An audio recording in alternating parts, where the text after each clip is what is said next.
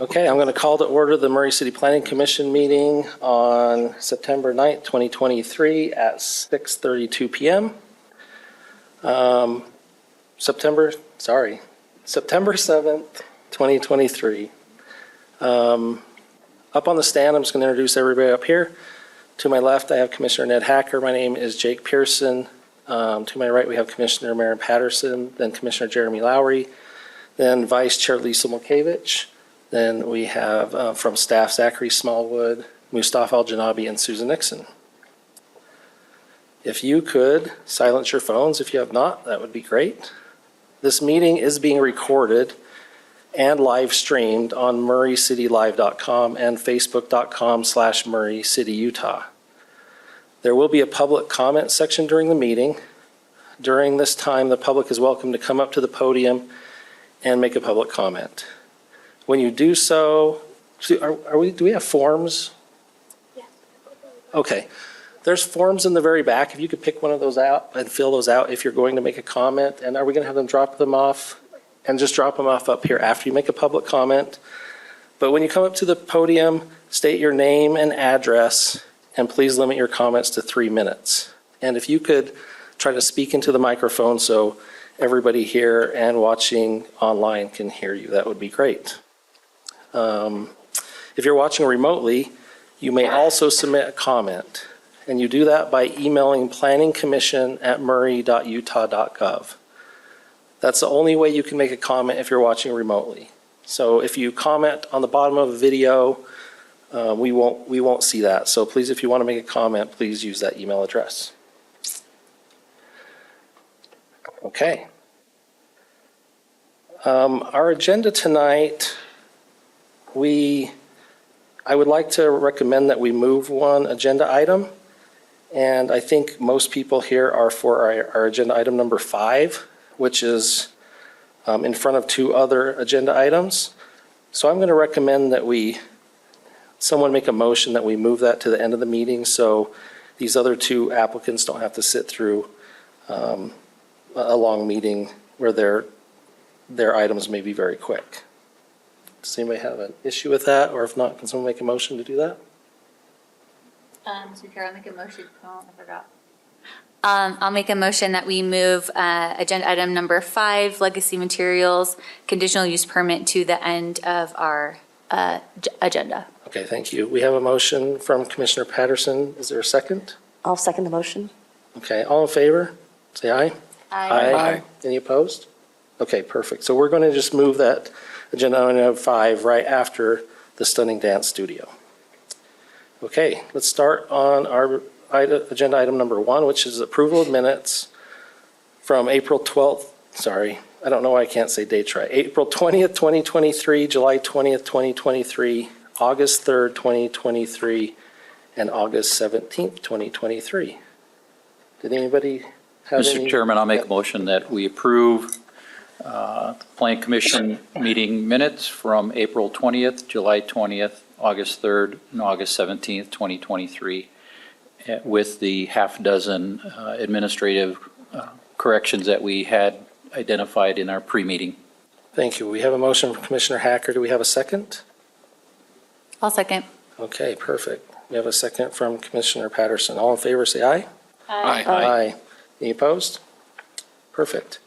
Our second item is conflicts of interest. Does anybody have a conflict of interest tonight? No. No. I don't as well.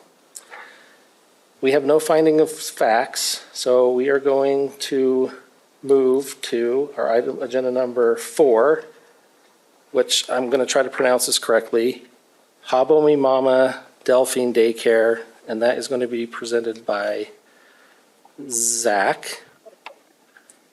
Are the applicants present by chance? Okay. So I did not see, I was going to mention I didn't see them here. So it's up to you if you want to still hear the item. We can maybe see if there's anybody here for that item.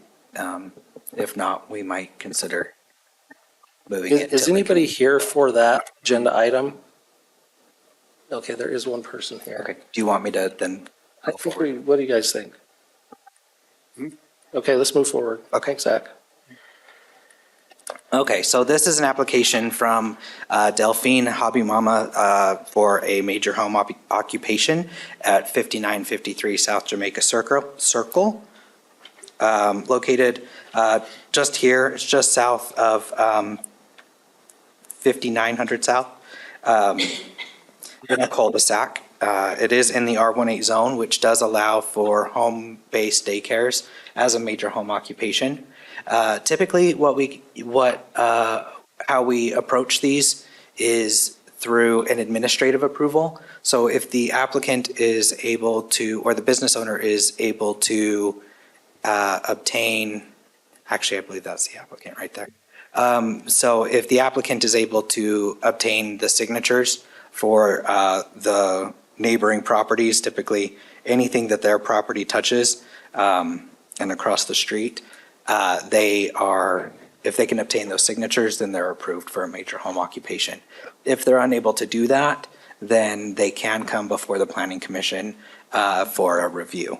So he was unable to get all the signatures at this time for various different reasons. So their proposal is to use the home for up to, the application requests up to 16 children. However, Murray City has a limitation of 12 in our code. So we are recommending that the applicant be limited to 12 children. Let's see. Also, they've also requested to operate for 24 hours a day. And so we have put in a limitation on that that we require no pickup or drop off in the quiet hours, which are regulated at 10 p.m. to 7 a.m. But other than that, that was staff's recommendation. In the pre-meeting, we did kind of have a discussion on whether those should be limited further. That's a conversation we could have, that staff is willing to have. Sorry, I have like a million different papers here. And then they are proposing to have a vehicle, but not at this moment. They're waiting to make sure that they can get approved for this major home occupation, and then they would pursue that. So a couple pictures of the property that's located here at this house. Mustafa was kind enough to go out and take photos for me, so thank you, Mustafa. This is the circle. So findings: the proposed use for the daycare is allowed as a home occupation in the R18 zone. Staff believes that with conditions outlined in the staff report and the applicant's narrative, it will not have a significant impact on the surrounding neighbors. And then also with conditions, the proposed major home occupation will not be contrary to the goals and objectives of the Murray City General Plan. So we are recommending the Planning Commission approve the major home occupation business located at 5953 South Jamaica Circle, subject to the 6 conditions listed on your screen and in the staff report. Any questions for staff at this point? Yes. So is Murray City's business license predicated on them getting the applicant getting approval from the state to do? Yeah, they would have to. Or certified by the state? Yeah, the state would require it, and the business licensing requires a copy of that license prior to opening. I also have a question. I know sometimes we've done major home occupations that have vehicles. Have we ever specified must be off, on, no street parking? It's in the code that has to be off street. Okay. Yep. Any other questions for Zach? Okay, thank you. Once again, I just want to re-ask, is the applicant present? Yes, please, come up to the podium if you could, come up here.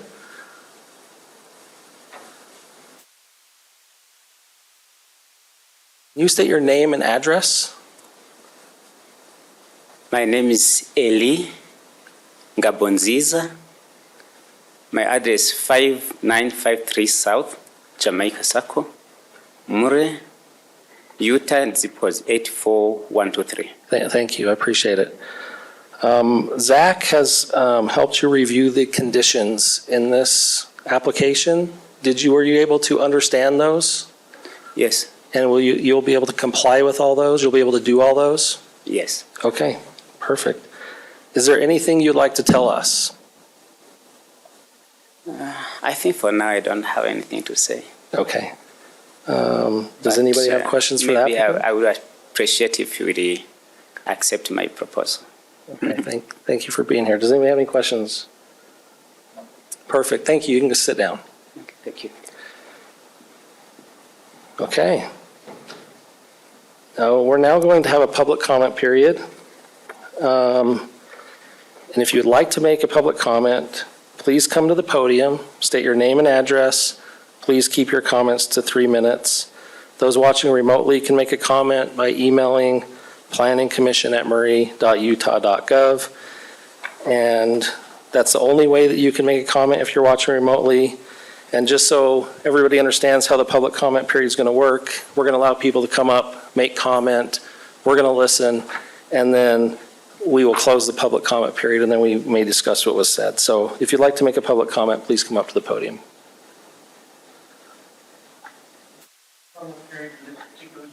Correct. It's for this application only. Yep. We'll have a public comment period for every agenda item separately. I see nobody here. Did we receive an email, any emails? Yeah, we have received, you'll have to forgive us, we've received a lot of emails today. So let me, yeah, please. Okay, so Susan's going to read one, and I'm going to go through and make sure that there's no others that Perfect, thank you. that I've missed. Okay, Just before you do that, I just want to mention that we did already receive some comments in our packet. Yes. And so if those are not read, that means that we've already read those prior to the meeting. Right, yeah. Thanks, Susan. So this one we received this morning. And I received this morning. Hi, Susan. We are letting you know that Klink family living at 5954 Jamaica Circle does not approve of the daycare being put in at 5953 Jamaica Circle. As you can see, they don't take care of their yard. We let Murray City Code Enforcement know with a comment of why don't you help your neighbor? So the neighbors went and pulled their weeds a few months back. They didn't offer to help or offer a thanks, as you can see by the photos. They've attached 2 photos. By the photos, the weeds have grown back. We had our appraiser come out so we could decide if we were willing to sell the house. And the first thing they brought to our attention was the neighbor's house has brought the value of your house down. Their own kids don't have anywhere to play but in the road. Our neighbors have had to tell drivers from the house to slow down and teach their kids to get out of the street when vehicles are backing out or pulling in. They have a 3-year-old unsupervised laying on a skateboard in the middle of the street, which when one of us is backing out, we are the ones that stand out there to make sure they aren't going to get hit. Also, they have had the Murray Police called on them because their son was chasing a neighbor's daughter around with a steak knife. The older son tried to pull away and got cut. Our neighbors told him to go tell his parents because it was a deep cut, but they won't ever go tell their parents anything. Our neighbors would make sure that they went to school, would bring them home, feed them, help them with their homework, and their parents would never go over to check on them.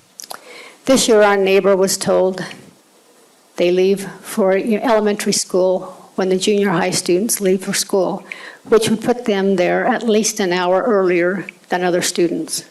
When the neighbors are out, we are constantly telling the kids not to climb on top of their vehicles and not to lean out of their 2-story window for fear of them that they will get hurt. So I think our circle has gone out, really out of their way to help them. I hope this short story explains our circle has gone through since this family has moved in, and we really feel that they don't take care of their own kids, let alone taking care of any other kids. If by chance this does go through, we would like our privacy fence continued in our front yard. We already have enough garbage we clean up from the shorter fence with their kids, and think it would help with the daycare if we cleared them, daycare if they cleared for them all. My husband Brad and I are attempting tonight, and we have, if you have any additional questions. And then they've got 2 photos that's submitted with that. Thank you.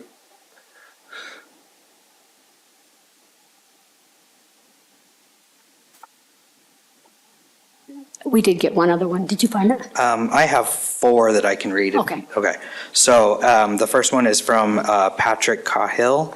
I apologize if I'm messing that up. At 5965 Jamaica Circle. Concerning the application for a home-based daycare at 5953 South Jamaica Circle, I must oppose this request. In the almost 2 years that have lived at this residence, the yard has gone from very nice to nothing but tall weeds. Besides the family of 7 who live at the residence, there appears to be a constant flow of short-term residents staying for a few months at a time. The family has 5 children who get almost no adult supervision. There was an incident earlier in the year where we had to call the police because their 3rd grade son was chasing our daughter with a knife. I just don't see how this home would be a safe environment for a daycare. Next is from Colin Short.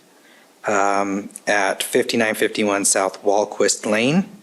To whom it may concern, the proposed daycare at 5953 South Jamaica Circle shares a property line with our home on 5951 South Walquist Lane.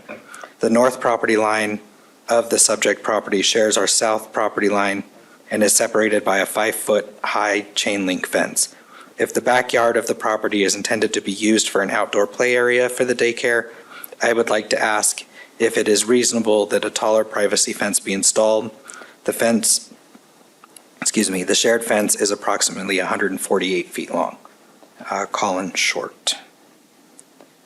The next one is from Angie Cahill. To whom it may concern, I am very concerned and highly opposed to an in-home daycare business at the residence of 5953 Jamaica Circle. I have very little confidence that the children in this daycare will be properly supervised. The children that live in that home have typically been unsupervised, and I am aware of several occasions when the children were unsupervised for long periods of time. There have been many occasions where the children have come to my house because all of their doors into their house were locked, preventing them from getting into their house. However, a parent was inside the house.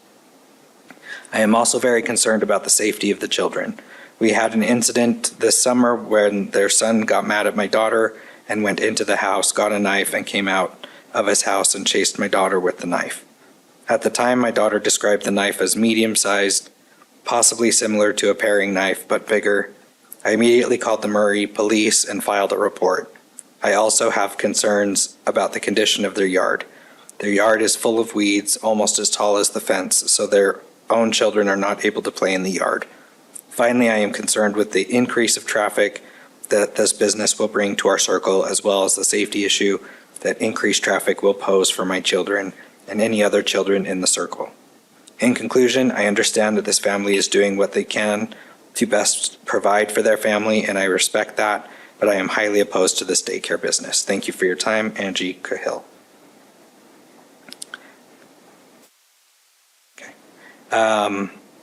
Next one I have is from Nathan Salazar at 5959 Jamaica Circle. Hello to all parties involved in families. I have many concerns with the idea of a daycare at our neighbor's house in our circle. I'm sure that I am many with concerns about this being a possibility. I would be happy to answer any and all questions about this. Please feel free to call, or I can join a Zoom call. He provides his phone number, but I'm not going to share that here. The 6 kids that live there are usually all unsupervised,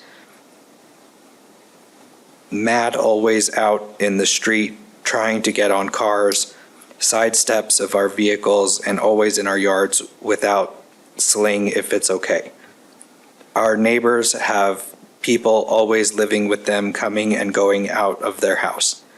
I've had to ask them to please slow down when coming into our circle at a very alarming rate. The yard is so bad with tall weeds that the kids don't even play in their yard because of the overgrown weeds front and backyard. The kids are always asking for food and drinks, and of course, we usually make sure that they all are fed just in case they are not being fed at home. I'm all for families making a better life for themselves and families, but I do feel that many things need to be addressed and fixed before this can be an option. DCFS has been called to their home because one child threatened to stab another child from another house with a real knife that resulted in an injured child. So many concerns. I couldn't fathom the neighbor family having up to 16 more children running amok in our neighborhood. This would only result in many calls to our police force and code enforcement. I'm sure they all have more important things to do rather than getting calls constantly from concerned neighbors and neighborhood. This is just an absolute horrible idea and or plan. Please consider all of the concerns listed. Sincerely, Nathan Salazar. And I believe Susan sent me this next one. Okay. So this is from Susan Chapman. Our neighbors at 5953 South Jamaica Circle are requesting a daycare at their residence. We would love to have them succeed in their new country, but we have concerns with them having a daycare in their home. Some of our concerns are that their own children and children that visit are not supervised. They are often in the street, including beyond the circle and interfering with traffic. I am concerned for their safety. Also, the yard is full of tall weeds and the children are unable to play in their own yard. Their children are often mean and threatening to other children and adults, the delivery trucks, and animals. The notice that the husband brought to us said they wanted to watch 16 children and have 24-hour availability. This does not sound reasonable at all. They have 5 children of their own with only 2 people to take care of children. There's no way that they can give safe, quality care to their own children and also daycare children 24 hours a day. Thank you, Rick and Susan Chapman. And let me just make sure there's nothing that's come in.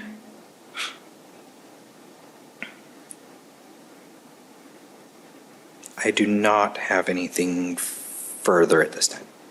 Okay, thank you. Unless anybody present would like to come up and make a public comment? Okay, I see nobody. So we are going to close the public comment period.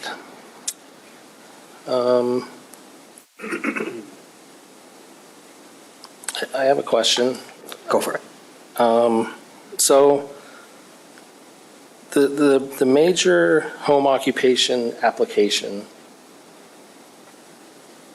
what if it was a conditional use permit, then we shall approve that based on, some criteria. Mm-hmm. I'm putting you on the spot here.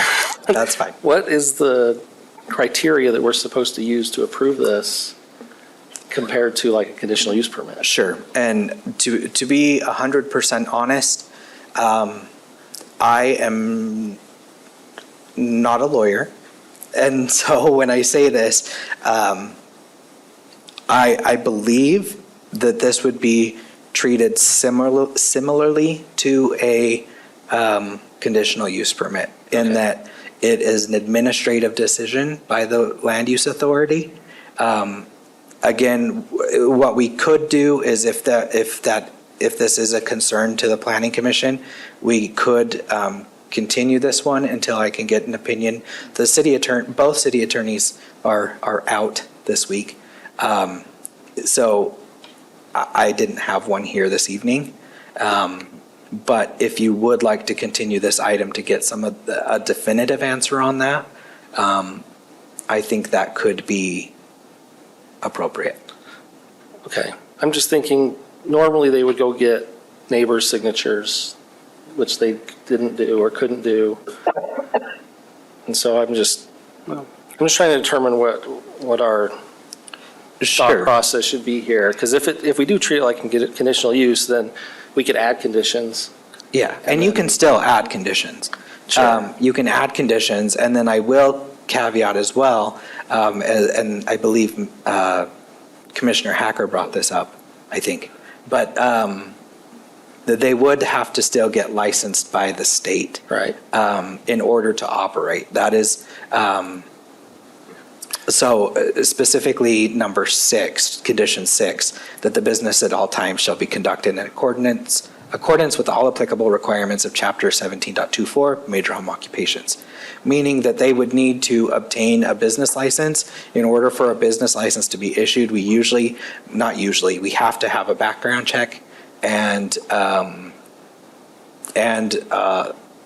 the state approval as well. Okay. And Zach, I mean, I'm sure you don't know about this, but my understanding is that the state permitting process for daycares is very thorough and very rigorous and Very rigorous. requires a lot. I mean, even down to fencing, like some of the fencing concerns and things like that were brought up would be addressed in the daycare permitting process, right? Yeah, in the daycare permitting process. I'm not an attorney either, but to me, logic would dictate that for a major home occupational permit, if it's possible for enough neighbors to support it, it doesn't need to come before this body. And in this case, that didn't happen.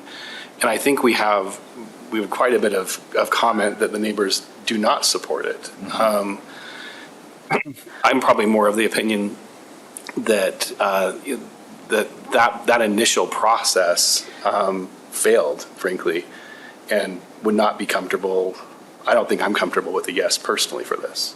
Well, I completely disagree because I have thought through many major home occupation applications where neighbors don't agree, and it's a perfectly viable home occupation that they can have.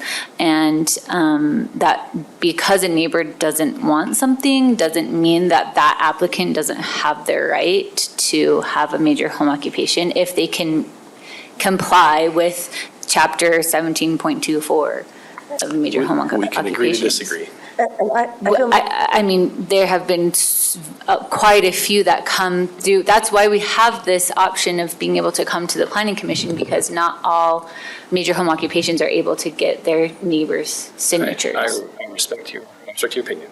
But I feel obligated to comment too, because the argument that's occurring is exactly what is difficult about this job. Because there's things I might not like, but if they meet the law and can comply with the law, then I can't say I don't like them. They meet our law, legally, they meet the law. And I say that too because a lot of the comments that were made, it's not, although I want to, it's not my position to say whose opinion I favor. My position is to say if the law is being abided by, and then those opinions about the quality of the job that would be done are addressed by the licensure organization, the child care licensure, correct? Correct. I just want to throw that out there so the public understands. I might agree with you in my mind, what you're thinking, but legally, I need to just look at the law and see if they're following the law, because that's the position I'm in right now. Zach,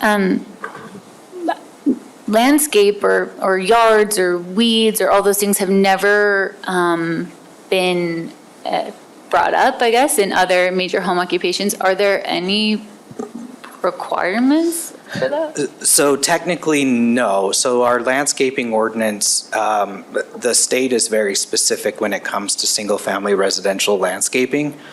We're not allowed to dictate, as a municipality, the state has said, we're not allowed to dictate what a front yard shall be landscaped as.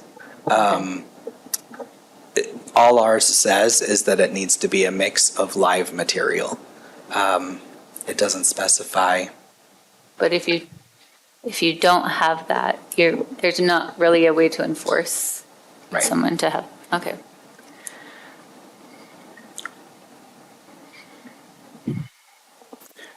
It sounds like there's a bit of a disagreement. It could be a good idea to get the city attorney's opinion. My opinion is that To be honest, I'm not quite positive. I mean, with conditional use permit, I completely understand the application process, and with this, I'm not sure I do. And so my opinion is we determine what criteria we're supposed to be using the city attorney to do that. Yeah. And then we, I can tell you my professional opinion. From what I think I understand, it's an administrative rule. So if they meet the rules, that's approved. But I can't say with absolute certainty. And that's where I get hung up. I would feel more comfortable. Yeah. Can I add to that discussion a little bit? I believe I'm adding to it.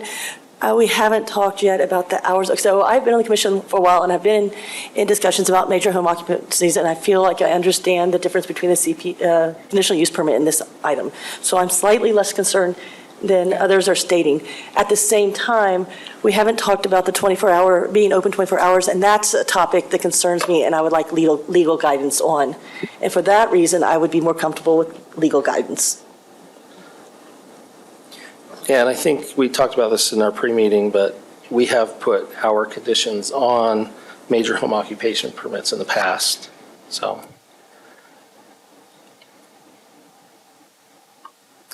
Well, Did you close the public? yes. Okay. Yes, I did. So if continuation is an option, I guess the process of that is that there would be no further public comment, right? Correct. If it's continued, and it would be continued to a certain date. If you specify the specific date, then yes, I would recommend just the following. This meeting, so September 21st.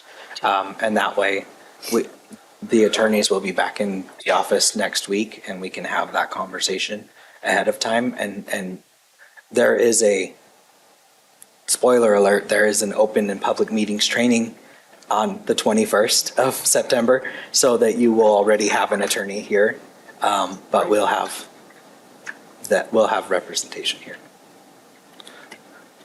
Well, I mean, if someone would like to do a continuation motion, that would be great.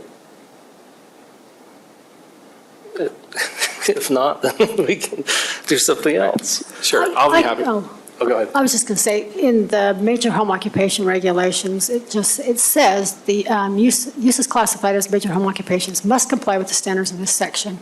And then it says the Community and Economic Development Director or Planning Commission may require additional reasonable conditions to mitigate reasonably potential adverse impacts on the use of the adjacent properties.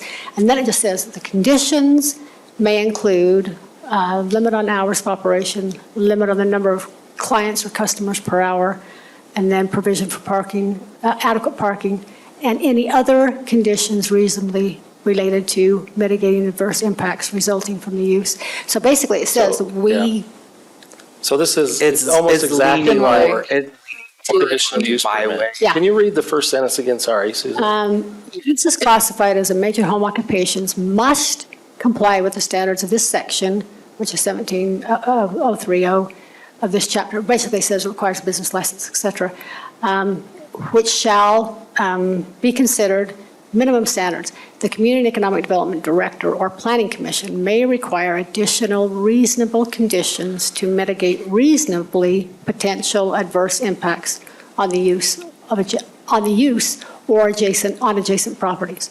Any impacts of the use on adjacent properties. To me, Yeah, that reads it's- almost exactly Yep. from the So state it's very similar. conditional use. It's almost exactly like conditional use where we can put conditions upon the application. Yes, it says, well, limits of hours, how many people, parking, and then any other conditions. I mean, that said, I would be comfortable probably discussing it further and voting on it. Or if we, I mean, Or not, we do you want to allow the applicant to address some of the concerns that were brought up in the public comment? yeah, we could.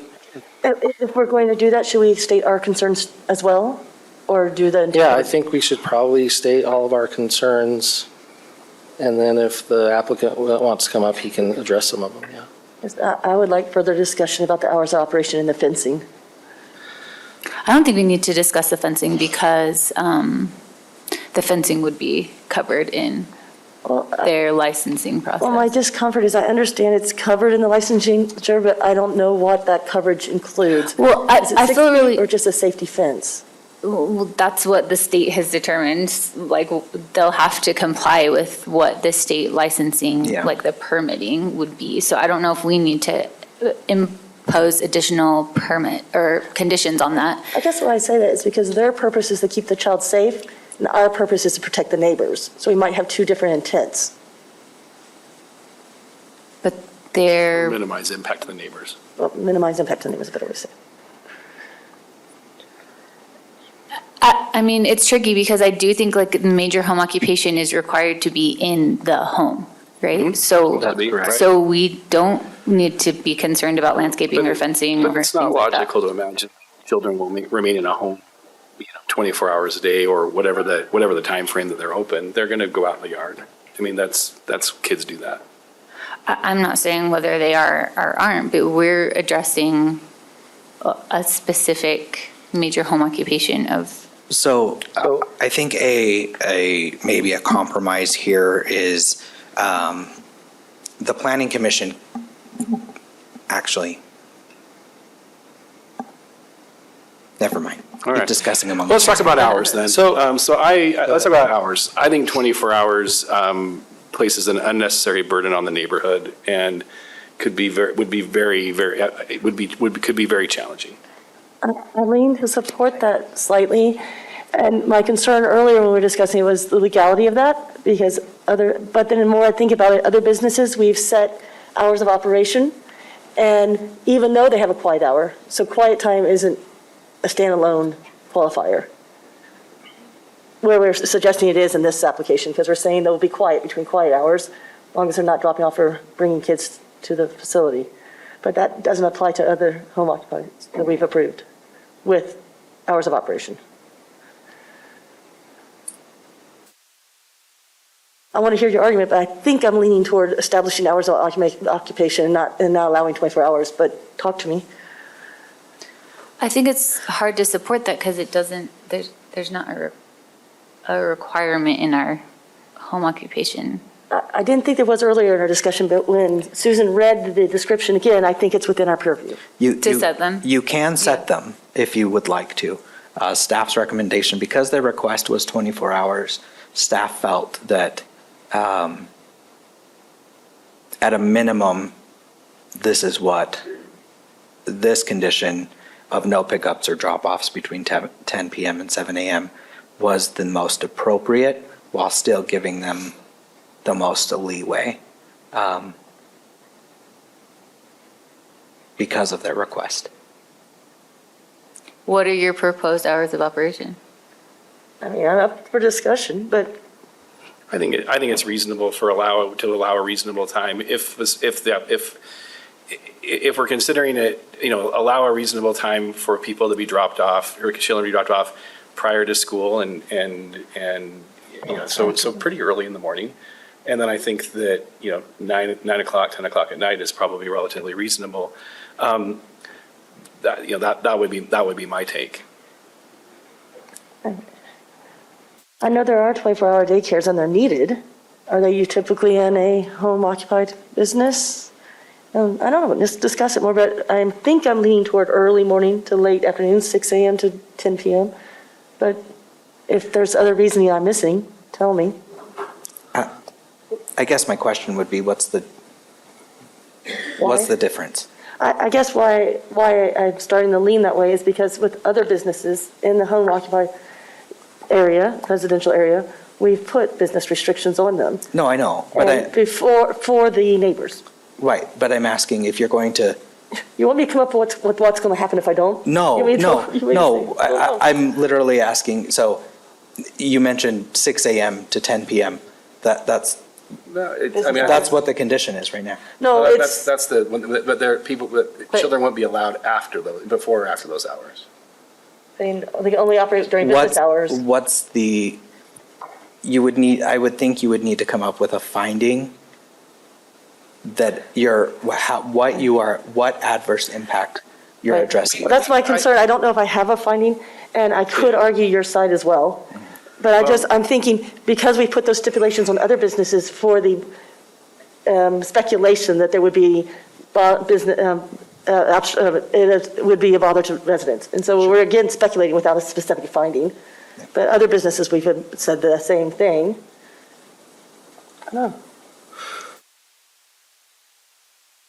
I would also, the only other thing I would mention is that most of the time when people are, I mean, the hours of operation are asked at the application, and they are usually given to us, and that's when we impose those that are proposed.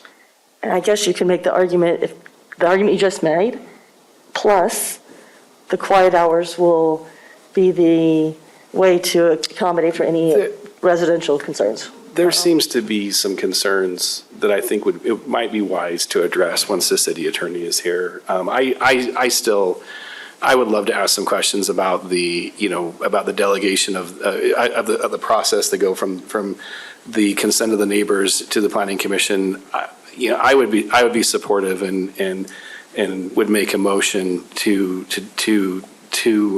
continue this until the September 21st meeting when the city attorney can be present and we can ask some detailed questions.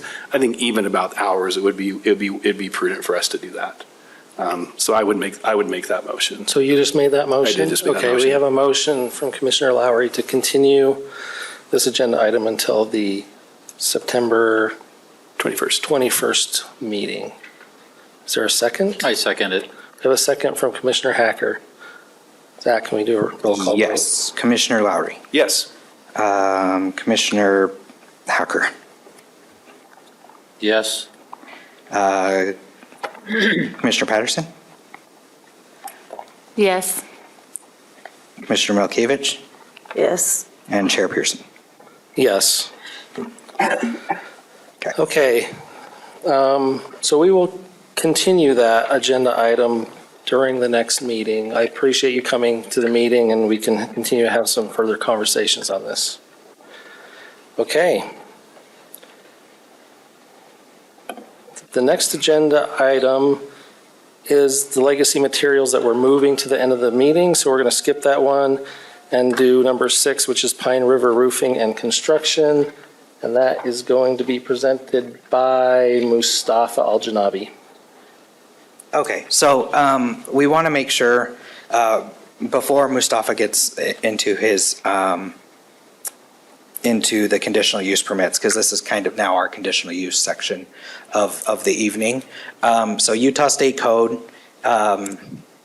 Chapter 10, 9A, 507, regarding conditional uses, specifically says that a city may adopt a land use ordinance that includes conditional uses and provisions for conditional uses that require compliance with objective standards set forth in an applicable ordinance.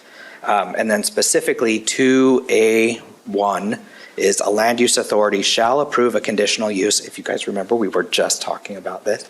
A land use authority shall approve a conditional use if reasonable conditions are proposed or can be imposed to mitigate the reasonably anticipated detrimental effects of the proposed use in accordance with applicable standards.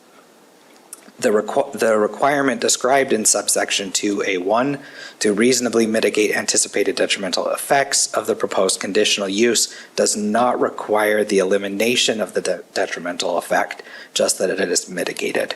And then if there is no way to reasonably, condition those detrimental effects, then you may deny a conditional use. So that applies to all of the next 3 items. So any conditional use applies to that state code. So with that, I will let Mustafa, we are doing Pine River, right? Yep. Okay.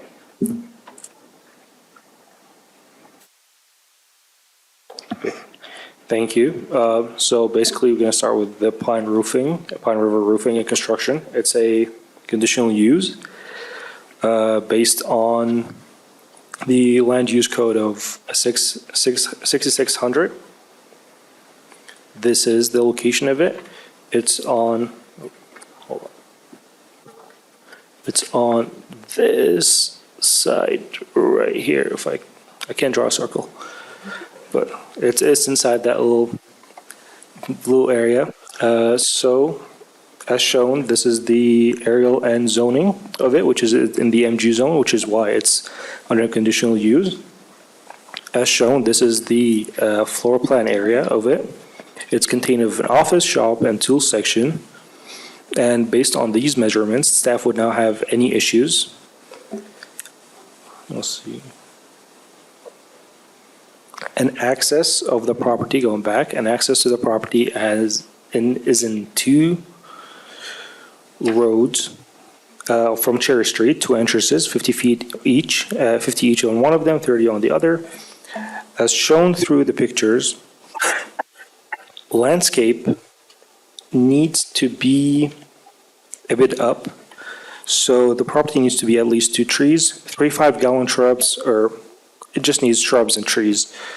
And according to the measurements, the parking space would be needed as 3. As you can see, it is not marked, so that would be another option. It needs to be marked.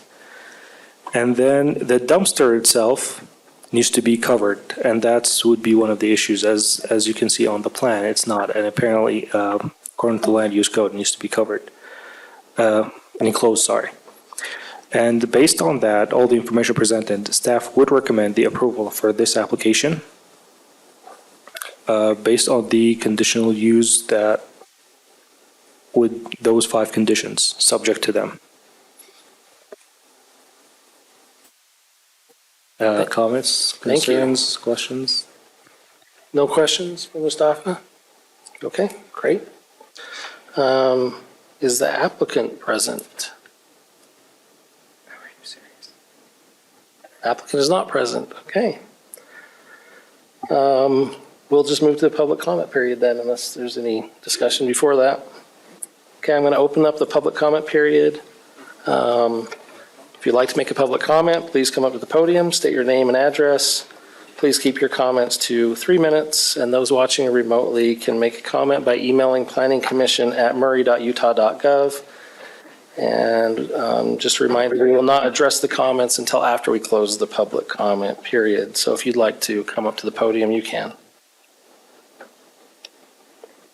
I see nobody here.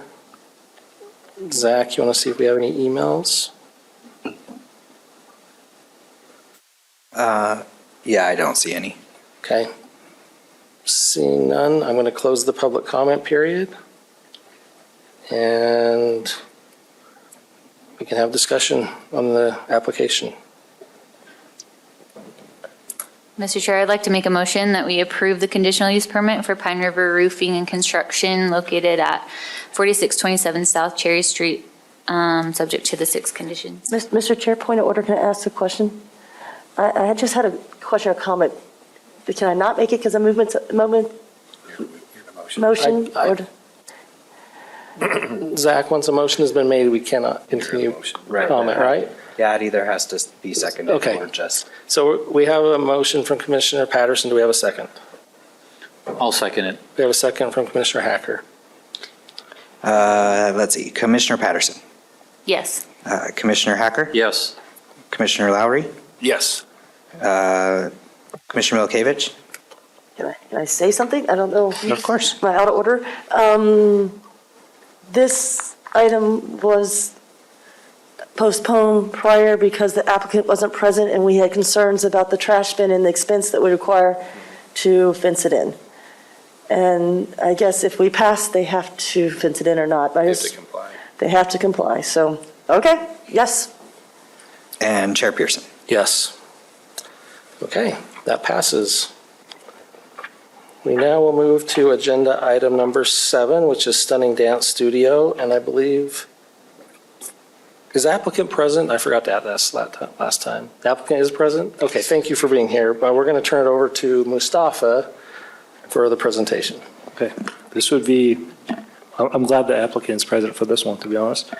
So this is a application for a conditional use permit for a stunning dance studio, subject to land use number 7396.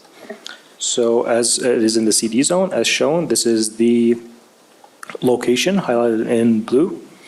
It is just on,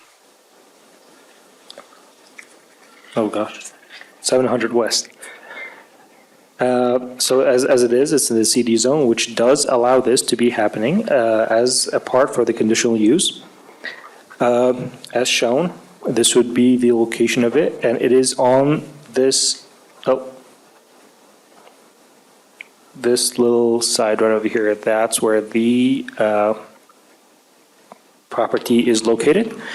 As shown with the floor plan, it's a 600 square foot floor plan, subject to a couple of stuff. It has, according to the applicant, it is going to have 3 to 5 students at a time, anticipating to be working hours from 4:30 p.m. to 9 p.m. during the weekdays, and then 9 a.m. to 4:30 p.m. during Saturday. The maximum waiting time for each student will be 5 students waiting.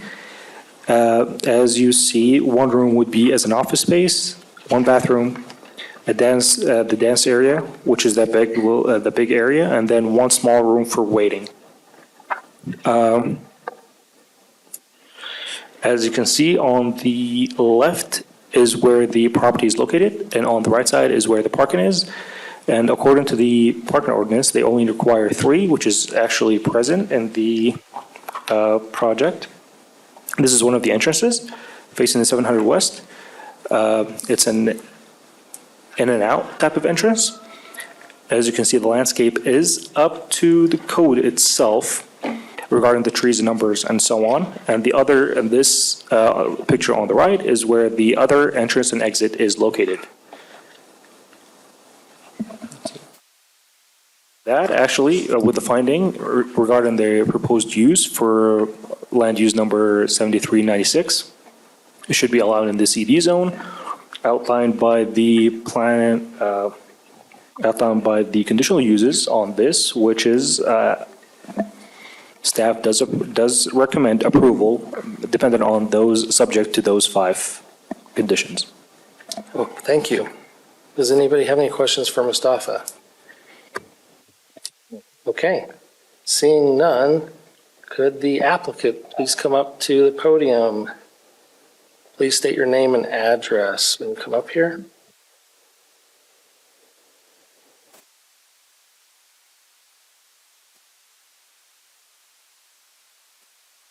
Hello, my name is Alicia Monica, and you want the address of the studio? That would be fine. 687 West, 5300 South in Murray, Utah, 84123. Perfect. Thank you for being here. Have you read through these conditions up on the screen? Yes, I have. And are you able to comply with those? Yes, I am. Perfect. Is there anything else you'd like to share with the commissioners? Sure. My name is Alicia. I have had over 21 years of teaching experience. The studio provides a safe place to learn and grow and be enriched in the arts. We provide an exceptional dance training and tumbling, as well as yoga to children ages 2 to adult. We provide training in jazz, tap, lyrical, modern, hip hop, to name a few, and ballet as well. We also provide training for recreational level as well as pre-professional. Our studio welcomes students of all abilities, build strong bodies and creative minds. I would really appreciate if you accept our proposal. Thank you. Thank you. Does anybody have any questions for Alicia? No. Okay. No. You can take a seat if you want. Thank you for being here. Okay. We're now going to open the public comment period for this agenda item. If you'd like to make a public comment, please come to the podium and please state your name and address. Also, please pick up a form at the back of the room and fill that out and drop it off here at the front. And please keep your comments to 3 minutes. Those watching remotely can make public comment by emailing planningcommission@murray.utah.gov. And just a reminder, we will not address the comments until after the public comment period is closed. Is anybody here to make comment on this agenda item? Doesn't look like it. Do you want to? There is one email. It says, it's from Paul Dodge. After reviewing the material sent to us regarding a conditional use permit at 687 West, 5300 South for a dance studio, we can find no reason to object to their request and actually will find it pleasing to have a space occupied as it helps to make the location more alive. Okay, perfect. That was the only email? Great. Then we're going to go ahead and close the public comment period. Does anybody have any questions, discussion? If not, I can entertain a motion. I'll make a motion that the Planning Commission approve a conditional use permit for Stunning Dance Studio LLC business at the property address 687 West, 5300 South, subject to the 5 conditions. Perfect, thank you. We have a motion from Commissioner Lowry. Is there a second? I'd like to second that motion. That's a second from Vice Chair Milkevich. Let's do a roll call vote. All right. Commissioner Lowry, Yes. Commissioner Milkevich, Yes. Commissioner Patterson, Yes. Commissioner Hacker, Yes. and Commissioner Pearson. Yes. Chair Pearson. Okay, congratulations. Okay, we're going to move on to our agenda item number 5, which is the legacy materials. And as soon as I find my papers, we will do that. Okay, is the applicant present? They are, okay, perfect. This is going to be presented by Susan Nixon. Yeah, thank you. I think it's the moment we've all been waiting for, according to the people in the public, in the audience there. This application for Legacy Materials is a conditional use permit request, and it is for retaining block and production and storage, and it's located at 4300 South on Commerce Drive. The property is on the west side of Commerce Drive, as you can see highlighted there in the green, and west side, and it's just south of the Humane Society. It's a large property, 3.82 acres. It's located in our MG manufacturing zone. So the manufacturing zone is light industrial, manufacturing type uses. This is the appropriate zone for this kind of a use. I'm going to go over the site plan here as far as the basics. The property is a 3.82 acres. It's currently vacant. It's been vacant for several years. Land use number 3261, which is for concrete retaining block production and storage, is allowed in the MG zone with conditional use permit approval from the Planning Commission, which is our land use authority. On the site plan, you can see at the northeast corner, northeast section, is the Stone Strong inventory area. Over on the left-hand side, or so the northwest section of the site plan, is the casting area, or the production casting area. And then in the middle section is where they will have the batch plant and also some storage bins. And then down at the lower half, southern half, they will have a temporary mobile office and parking for employees and also for larger vehicles that may stay on site. There are 2 drive approaches off of Commerce Drive, one on the north side and one on the south half. They are both minimum 30 feet. Excuse me, the site plan shows a 30-foot drive approach. Our code requires minimum of 25, maximum of 50. We did receive this updated site plan a couple days ago, so the Planning Commission, this is an updated site plan. The only difference is the drive approach is 30 feet, which meets our code. Other than that, it's the same. And so I just kind of wanted to go over just a little bit, zoom in a little bit on the areas of the site. Again, the northern half is the casting area, the batch plant area, and then there's a looped road for the vehicles to come in and circulate and then pull out onto Commerce Drive in a forward motion, which is required by our code. They are proposing to have an 8-foot chain link privacy fence along the north boundary that you can see. It's highlighted, hold on. Yeah, okay. 8-foot chain link fence, privacy fence, and then on the, yep, thank you. And along the frontage of Commerce Drive or the east side, they are proposing to have a 6-foot chain link fence with barbed wire. Planning Commission, just for your information, our MG manufacturing fencing regulations does allow businesses to have a chain link fence with barbed wire fence. It does have to be a minimum of 6 feet high, so what they're proposing actually does meet that code. We're proposing to have a solid fence along the north boundary. They've got a privacy fence, chain link. We're proposing to have a solid fence of 8 feet. And then again, just zooming in on the south half there, they got the employee parking and then the temporary mobile office. Temporary mobile offices are allowed with the conditional use with a time limit of 6 months. So this 700 square foot mobile office could only stay on the site for 6 months unless they come back and apply for a permanent structure, and they would have to do that prior to the 6 months expiring. And the permanent structure, they would have to either submit plans to have a permanent structure or secure the adjacent property or some other office area, because they are required to have an office area for their employees and restroom facilities. That's really the reason for that. And then this is the floor plan of the mobile office that they are proposing. And then I've got several photos of the site. We got the application back in May, but it's taken a few months to get all the information we needed in order to, quote, determine that this would be a complete application. And so that's why it's been a few months delayed. Also, the applicant was operating on the property, and we have shut them down a couple of times because they are not allowed to operate any type of business operations without going through the approval process and also implemented any conditions of approval. The application indicates that there will be 10 people working on the site. They have also said that they are not anticipating any excessive hours of operation.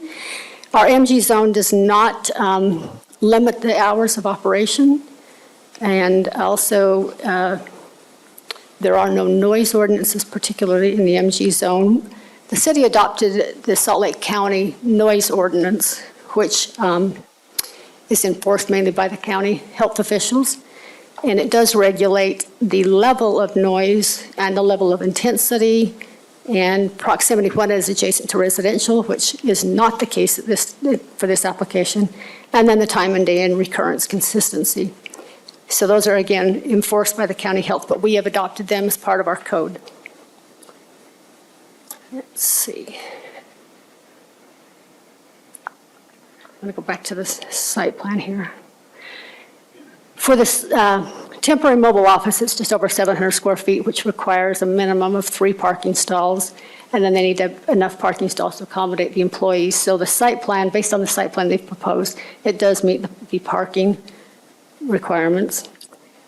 The frontage of the property also, our code requires that there be a 10-foot depth of landscaping along all frontages. So along Commerce Drive, there's virtually none at this point. They would be required to install landscaping along the entire length of Commerce Drive, which equates to about 9 trees, I think 15 5-gallon, hold on, let me look at the exact amount. 14 5-gallon shrubs and 31-gallon shrubs. So those would be a requirement also. And let's see.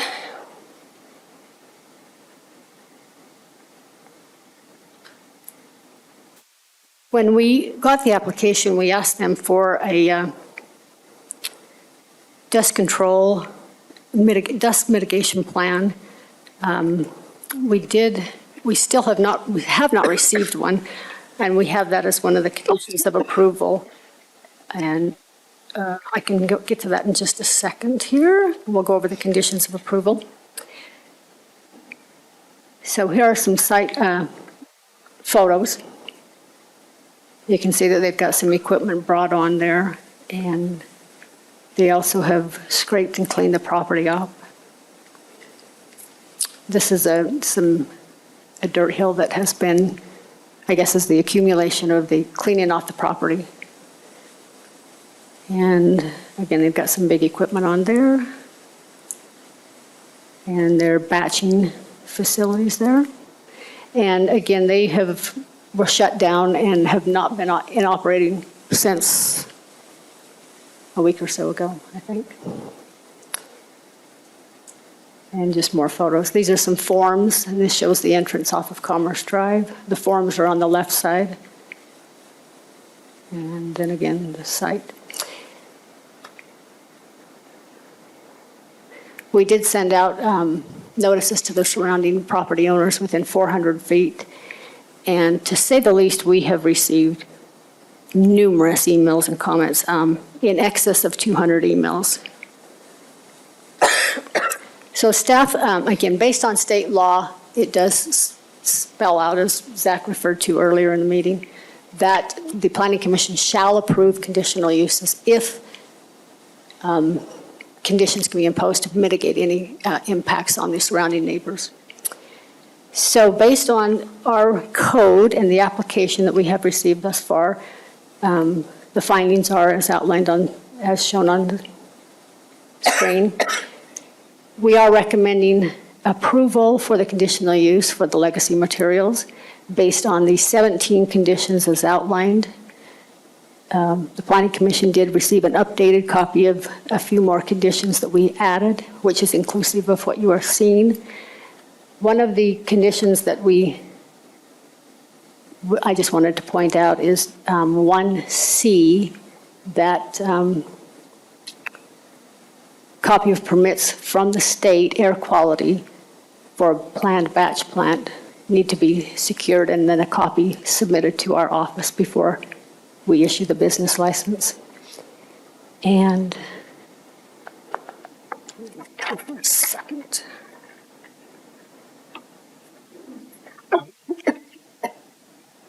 So yeah, there are the 17 conditions. We did add 3 more.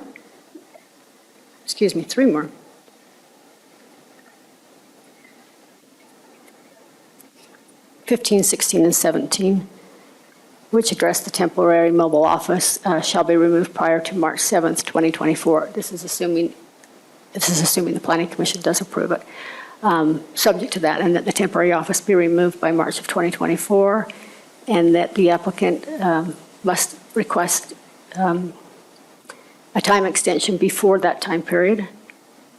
And one other condition that I wanted to point out.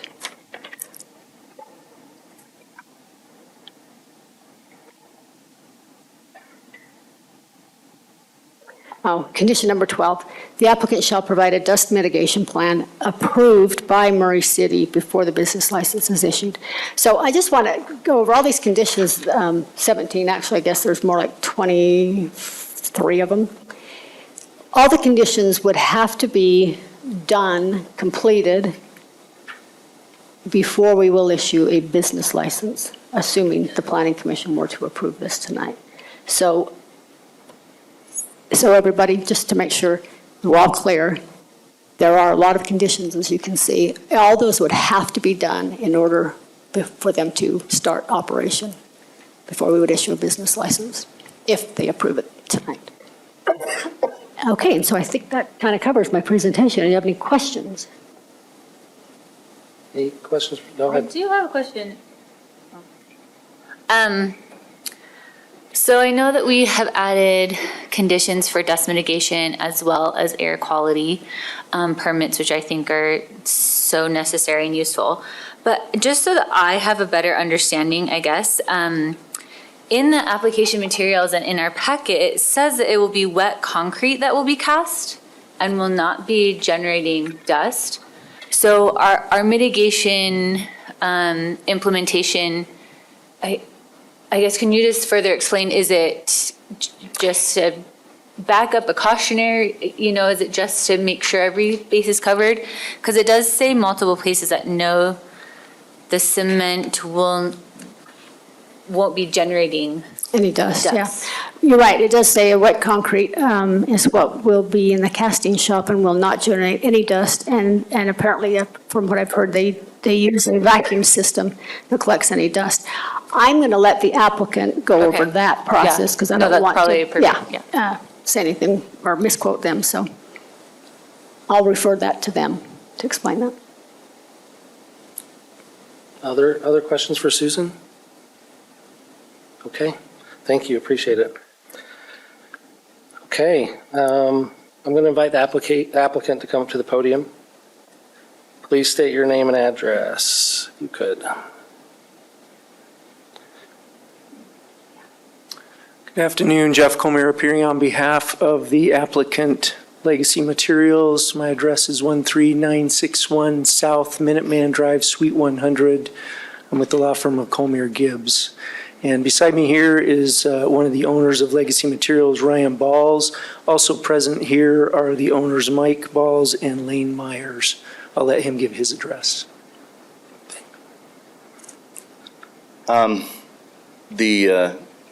You want my residence or do you want the business address? Either one would be fine. Anything matter? Yep. My personal address is 14426 South Muirwood Circle in Harriman, Utah. Okay, thank you. Have you been able to review these new conditions on the screen? We have. Thank you, Mr. Chairman. And will you be able to comply with those? Yes. Perfect. What additional information would you like to give to us, or if you want to address the comment made earlier, that would be great. Yes, thank you, Mr. Chairman, members of the commission. Just like to, first of all, mention my client's current commitment to the community and what they've done already. Second, I'd like to highlight a couple of things, including the comment that was made by Commissioner Patterson. I'd also like to address some of the concerns. I've read a majority of those emails, and I think I have a good feel for what it is that they're concerned about. And I'd like to represent that there may be some misunderstanding involved with some of those concerns, and we'd like to clarify that at this time. I'd like to, if possible, reserve a little time for rebuttal if necessary, if the commission deems necessary, and to answer additional questions. My client's commitment to this community is clear. They've already obtained permits and they've cleared off this property, which quite frankly was an abhorrent scar on the city of Murray beforehand. They've already done so much to get it to a place where it is right now. Those pictures you saw up there in no way represent what you might recall having driven down Commerce Drive was there before for many, many years. In fact, I'd like to reference one letter from Craig and Daphne Bruner, who are owners of the property directly south of this particular lot. This is their comment. Ever since the Fountain of Youth business closed and no longer occupy the property, we have seen vandalism, crime, drugs, fires, homelessness, and graffiti, causing us to experience decades of worry and concern for our tenants and properties. We are pleased and grateful to see a constructive business developing that property. It is such a contrast to what has been there for so many years. Also, in the conditions, there are requirements that would require my clients to actually beautify this property now and add greenery to the front of it, making it a much more pleasant place for all in the community, including the Humane Society right across the street. I want to highlight just a couple of things in the information provided. First of all, if you look at that information, you'll note that one of the main complainants here is the Humane Society. They are also MG zoned. All these properties are MG zoned around here. So there should be no concern with respect to the type of zoning and activities that are permitted with that particular type of zoning, which is very consistent with the type of business my clients are proposing here. I also want to say a word regarding the conditions themselves. As was noted, these conditions must be complied with, and particularly 1C that was highlighted. This requires that air quality permits be obtained by my clients before commencing this business. Let me just represent to the commission a fact. And this fact is that my clients have already applied to the Utah Department of Environmental Quality for a certification that their business will not cause harmful particulates to go into the air. Now, this process of certification by the State Department of Environmental Quality is done by a state-certified environmental engineer. None of the comments that you'll receive today are by a state-certified environmental engineer. They're all speculative and unfortunately based on misinformation and misunderstanding. This state-certified environmental engineer will then provide this certificate to my clients. Not even Geneva, whose business resides a couple of blocks away and does sand and gravel, has such a certification. They're the only ones in this area that would provide this. And that should provide great assurance to the community, including the Humane Society, that these activities conducted on this property will be safe, not only for humans, but definitely for animals. Additionally, it is required that my clients provide a dust mitigation plan approved by Murray City, and they intend to fully comply with all of these conditions. Let me say that again. They will fully comply with all of these conditions. Now, in reviewing these complaints, it seems that the main issue is dust. Now, there's some that think noise may be an issue as well. If you've ever stood there and listened to the freeway going by, you might disagree with that assessment. Freeway will produce far more noise than what my clients would ever produce. But in any event, the dust issue is the main concern here. And Mr. Balls is here, and he's going to address this issue. Let me just say, for the record also, my clients are pet lovers. They do love pets.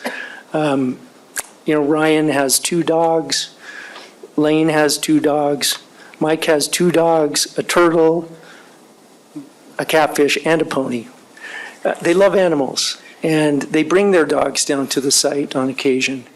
And they would never subject their pets to harmful particulates, and would never do so for anyone else, let alone their own pets. So I think there's misunderstanding about the process here. Now, Commissioner Patterson raised the issue of wet concrete, and that is a key issue in this particular process.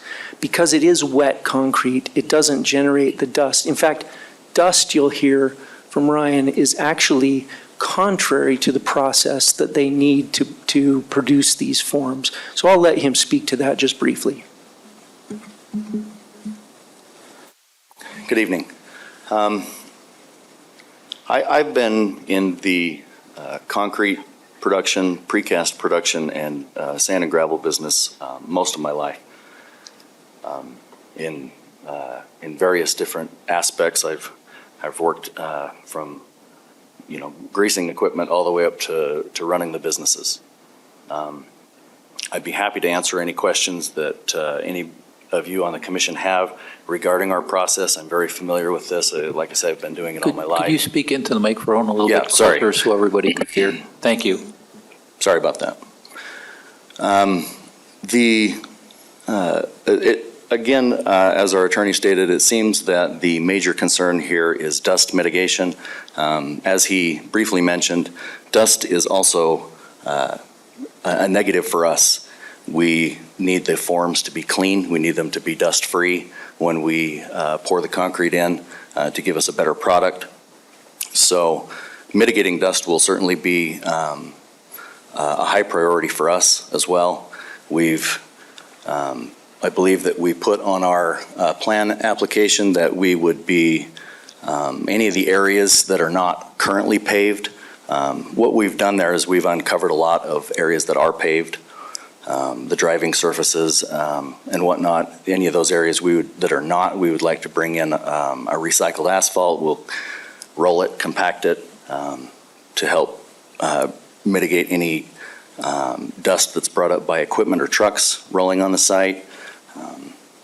We're very much a clean and organized type of company. We have very expensive equipment on site. We're very concerned about those kinds of things, staying clean, staying organized, looking presentable. We're not looking to have a junkyard. I feel like we moved into one and we've been cleaning it up. It was quite a mess. There has been a significant amount of dust generated cleaning up the remnants of the building that burned down, all of the ash that had been collected over the years. We are through most of that now. We're not completely through, but we have hauled out a significant amount of trash and debris. We've had to politely ask several homeless people to leave. Let's see here, what else can I? Yeah, let me talk to you about the cement. One of the comments said that we would be cutting cement. That's not true. We will not be doing any cutting. We will cast these products into their final shape. Cutting would mean that we've made a mistake. We don't own any cutting equipment, nor do we plan on having any cutting equipment on site. The cement powder itself, which seems to be an issue, comes in a sealed truck. Those trucks are then connected to tubes and hosing where they are blown or sucked through a vacuum system into another sealed unit, the cement powder silo. Those silos have large air filtration units on them. In my experience, the Department of Air Quality, when they come out to check on that, they will make sure that there's no visible dust coming from those. They're called bag houses on top of the cement silos. They'll check to make sure that those filters are running and operational and clean. The cement powder is then delivered to a mixer, again via tubes and rubber hoses and boots. It's mixed in with the water immediately. There should be no opportunity for cement particles to be airborne. Again, this would be detrimental to our equipment. It would be detrimental to our business as well. Cement powder is very expensive. We don't plan on spilling it. Honestly, you'll get more cement powder on your hands going to Home Depot to get a 80-pound bag of pre-mixed concrete out of their aisles than you would in our plant. So, anything else? Can I just ask a question about that? So, Absolutely. so the cement is contained in this container. So is the only thing that would be in piles the aggregate? Yes, sir. Okay, Yes, the sand and the gravel, okay. which is no more caustic than the gravel that you have in your landscaping right here, right now. Okay, thank you. Yesterday, on September 6th, the Humane Society issued a press release, and the press release, unfortunately, is full of information that frankly is not correct. And I just want to alert the commission to this. They indicated that cement would be cut. It won't be. They indicated that there will be particulates released in the formation and creation of these products. There won't be. It's wet cement. Wet cement doesn't issue silica particles or dust anywhere. All of these are very sealed and contained, and ultimately will be inspected and approved by a state certified environmental engineer. And if a state certified environmental engineer approves of it, I think this commission can take heart and great confidence in knowing that everything will be safe for the surrounding community, including the people and animals across the street at the Humane Society. There will be no exposure to these chemicals that will lead to problems in people and animals because of this certification process and the great care with which my clients will take in generating the products that they produce. So in all, we would ask the commission here, this is a lengthy list of conditions. In my experience, they're typically very short. It's a lengthy list. And my clients realize that this is a high bar that the commission is setting, and they're prepared to meet that high bar. So in doing so, we would ask that the commission approve the conditional use permit, particularly in light of the language of Utah Code Annotated 10-9A-507B, which permits the commission to approve activities where the applicant is able to mitigate any issues that may be addressed by the public as a matter of public concern. Thank you so much. And we reserve the right to rebut if necessary. Thank you. Big questions probably, right? Yeah. Yeah, can you just grab us a few questions? Susan mentioned there are operations that have been going on the property prior to a business license. Do you care to comment on that at all? Yeah, sure. We've brought in our general contracting company to clean up the site. And originally there was a bit of a misunderstanding between the Planning Commission and the Stormwater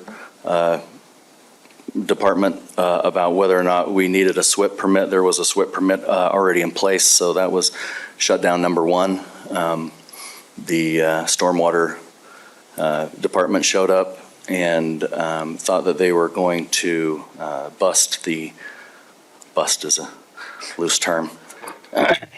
That's a technical term, right? Yeah, it is a technical term, yes. They thought they were going to catch the landowner. We were simply leasing this land. They thought we were going to catch the landowner who had violated their SWIP permit. So we ceased operations. We obtained the required SWIP permit and the land disturbance permit. The other time that they showed up, the code enforcement officer issued a ticket to one of our general construction employees, not an employee of Legacy Materials. Legacy Materials doesn't have any employees on site.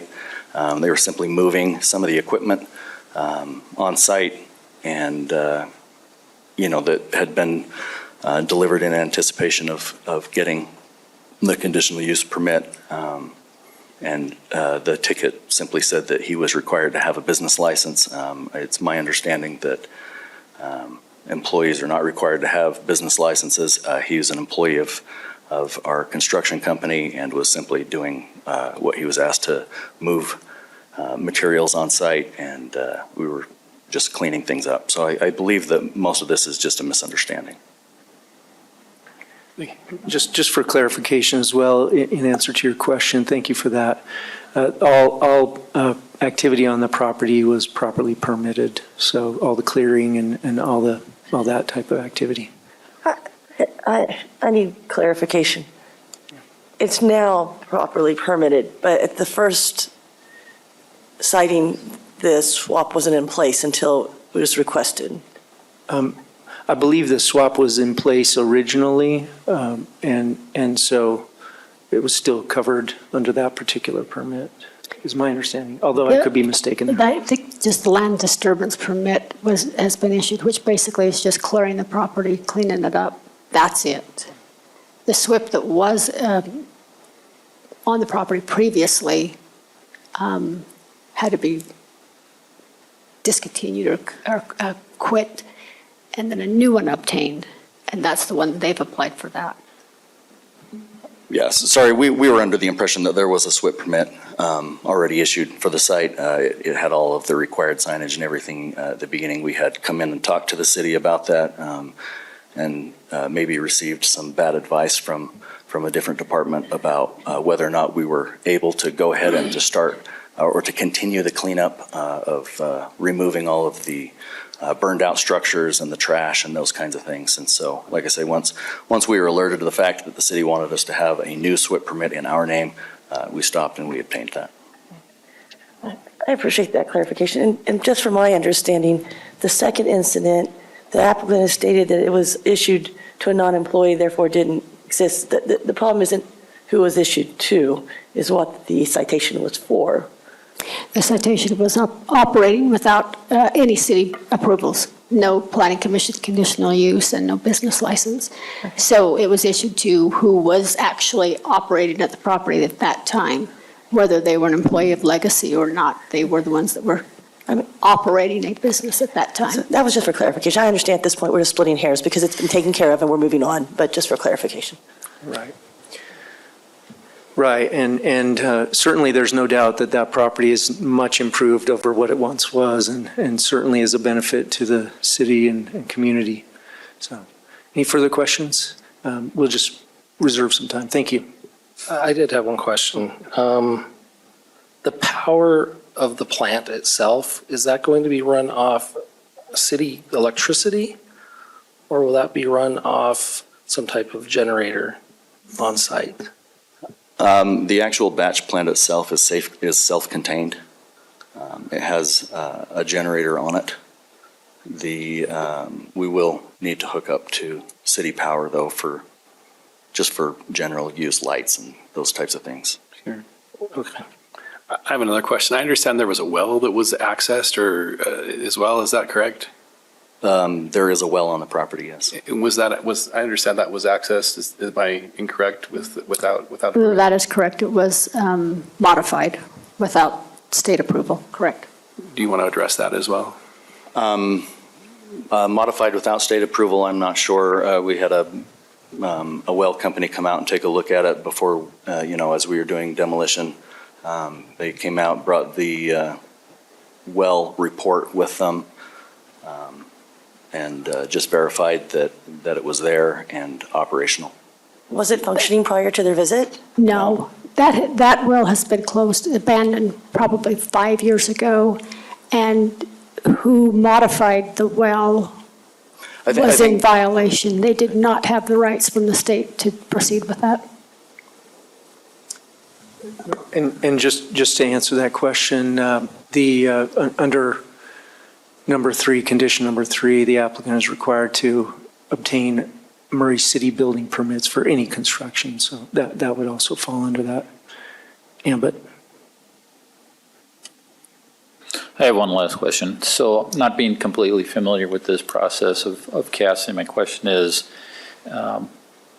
when you do your casting, do you have overburden that you have to get rid of, and how do you do that on site, or you mitigate it by taking it off site, or is there any? Obviously, the goal would be to have as little waste as possible. We're relatively exact on our batching amounts and casting amounts. The forms are a controlled area, so it's not like somebody's driveway or something where it may be a half an inch deeper than somebody did the math for. Our forms are a very exact amount each time.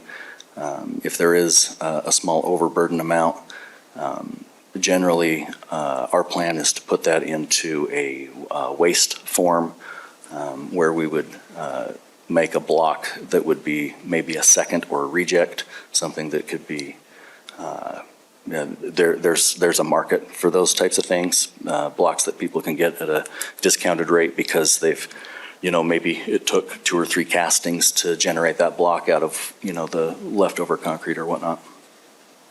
Okay, if that thank makes you. sense. Maybe I should have asked this question earlier on, but can you explain exactly what the concrete casts are used for? Like what is?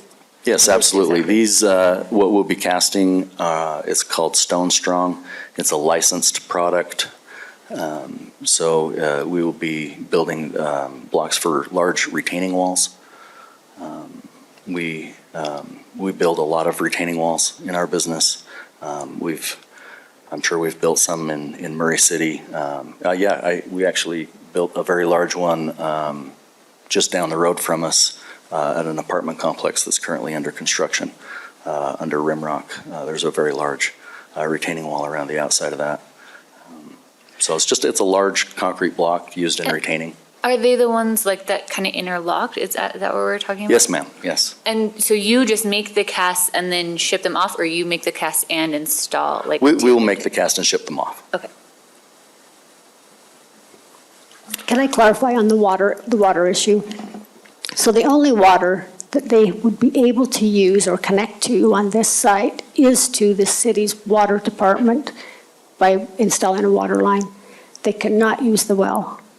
That comes from the state. As currently stated, but there's legal legality they could go through to change that? Because They would if they got state permit, if They they would- went with the state well permit, they They would could have to access resolve that that. with the state. So the people that they had come out was the first step of being able to access that? No, they did that without authorization. Right, they did it in the wrong order, but they could get a permit to access the well. They could apply. They could apply. We don't know if it'll be, I don't think, I don't think that's possible because it's been abandoned, but they would have to check with the state. Our water department has noted on their comments that they will need to connect to the city's water services. And maybe just, obviously, I can't give legal advice to the commission, but I know enough about water law to be dangerous, and I know that after a period of abandonment, that water reverts back to the state. Yeah, I think that has happened. I think it's been long enough, right? Thank you for being here. Yeah, any other questions for the applicant? Thank you, I appreciate it. Thank you. We would ask that the commission follow the staff recommendation and approve the CUP. Thank you. Thanks. Okay. We are now going to open the public comment period. And so if you would like to make a public comment, you are here, please come to the podium, state your name and address. Please keep your comments to 3 minutes. If you're watching remotely, you can also make a comment by emailing planningcommission@murray.utah.gov. Just a reminder, we will not address the public comments during the public comment period, but we may address them afterwards. And also a reminder, if you could pick up a piece of paper in the back of the room and fill it out and drop it off here on the podium after you're done making the comment, that would be great. Mr. Chair? Yes. Can I ask a point of order just for a second? Yes. The applicant stated many times they wanted to reserve the right to respond to comments. And I just want for clarification, they don't reserve the right, you ask for input, is that correct? Sure. Yes. So upon seeing a need, you will ask for input? Yes. So, okay, Yep. just. Please go ahead. Hello. My name's Craig Cook. I'm the president of the Board of Directors of the Humane Society of Utah and its general counsel. I've been with the Humane Society for 51 years.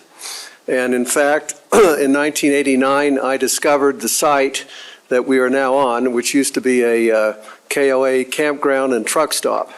And it was in serious repair, and we bought it. And through the last 34 years, we spent millions of dollars to make this one of the best facilities in the country. We've been acclaimed by national animal groups, and it is a very modern facility, and it serves the community of Murray plus the entire Salt Lake County. It has 42,000 square feet.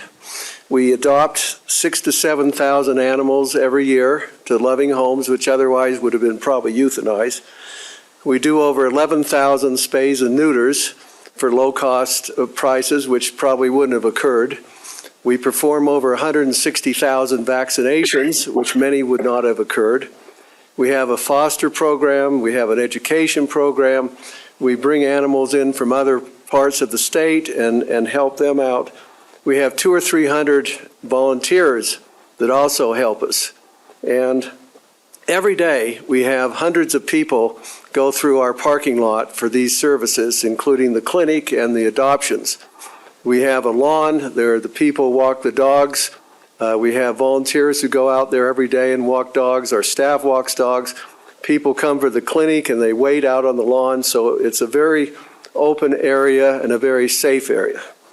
Now let's compare us to Legacy Materials. They were, as far as we can see, formed in June of this year. They are an LLC owned by an LLC, which is owned by an LLC. In other words, there's 3 levels of LLCs with no personal liability. From my experience as an attorney, this means it's very difficult to ever go after a company because of all this LLC levels. As has been noted, they have violated the city orders twice now, and basically had orders to stop and proceeded again.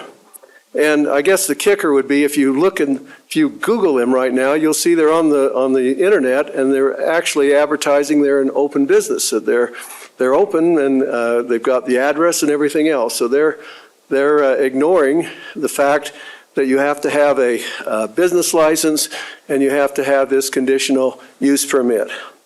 So the qualifications in order to give a conditional permit in Murray, there are a number of qualifications which also supplement the state law. Excuse me. One of these is that such use will not, under the circumstances of the particular case, be detrimental to the health, safety, or general welfare of persons residing or working in the vicinity or injurious to property or improvements in the vicinity. Now, that's one of the requirements under the Murray ordinance in order to grant a conditional use permit.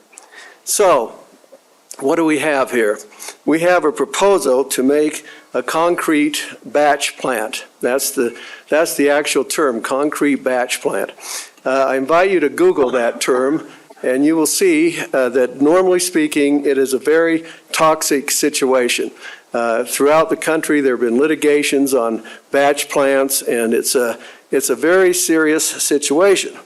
Now, the attorney has stated that they are applying for a state permit in order to get a permit that they're going to test all this. They're going to make sure everything is fine. When I talked to the air quality state department, the people who do this, they said they weren't going to do anything because it was too small of a matter, that they only did big plants, and they were not actually going to make any investigation of this site, that it was not in their jurisdiction. So I would like, clarification exactly what they're talking about, because that's exactly opposite of what I learned. Now, so... Could you please try to Yes. wrap up your comments? Pardon? Can you please try to wrap up your comments? You've been Well, well over 3 minutes. Yeah, I understand, I think, but, we're entitled to reply to this 20-minute, this is our, response, and I would respect to have a few minutes as the head of this organization next to us, a very serious problem for us. So the concrete is mixed, and they've stated this process, which I've never actually seen before. I don't know anyone who's watched it. The present site, if you go to it now, is terrible. The only flat part is where the old building used to be, right next to us. The rest of it looks like a junkyard, just mounds of cement and mounds of junk. And they're going to put their batch plant right next to our facility, right next to our fence line. And, this will also generate water waste, which is also toxic, which can go into the groundwater. It can contaminate the lawns next to us. And then the bottom line is that, they have to prove beyond a reasonable doubt that they're not going to generate any kind of a dust or toxic material that will harm our facility. And I mean, the normal rule is it will. So they're going to have to prove that it won't. And I think they have to show more than just their statements that this facility is not going to generate this toxic dust that will completely shut us down. It will eliminate our lawn. It will eliminate our parking lot. We will not be able to filter the system. Our employees will get sick. It will be a complete disaster. So before you grant this conditional use permit, I think you need to really get someone who will certify that this system that they have supposedly come up with is absolutely safe for not only us, but for the entire population within a 1-mile area, including all the apartments that are above this. And just to have them come in here and state that everything is safe is just not sufficient to meet the burden under a toxic bulk plant. So we ask you to require that before any kind of a conditional use permit is granted. Thank you. Before the next public comment is made, I just want to remind people that we have a lot of people here. We want to hear from everybody, so please be respectful to those here and to the commission and limit your comments to 3 minutes if you can. And presenting new information to us is really what we're looking for. And please submit your forms up here. Mr. Cook, if you could Yeah, can you please? fill out your form and submit it to us. Can you please submit your form up here at the podium? Craig?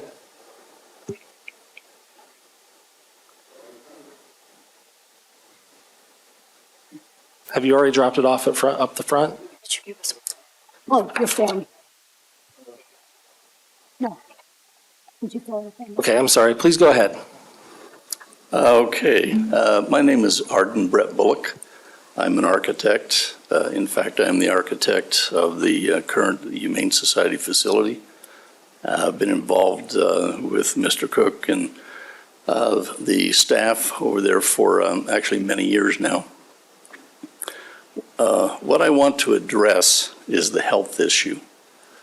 That is the most critical issue, particularly for the Humane Society. I think when people think about the Humane Society, they think, oh, you know, they get cats and dogs and they find homes, or maybe they don't. Well, it's far more than that. Humane Society is really a low-grade medical facility. It has medical-grade equipment, has medical-grade air handling units on the roof. They have a surgery center, a post-op center, a surgery preparation center. They do inoculations. This is not just a simple business right next door that takes animals out for a walk during the day. There are many studies that have been done relative to the toxicity of the kind of materials that go into making concrete.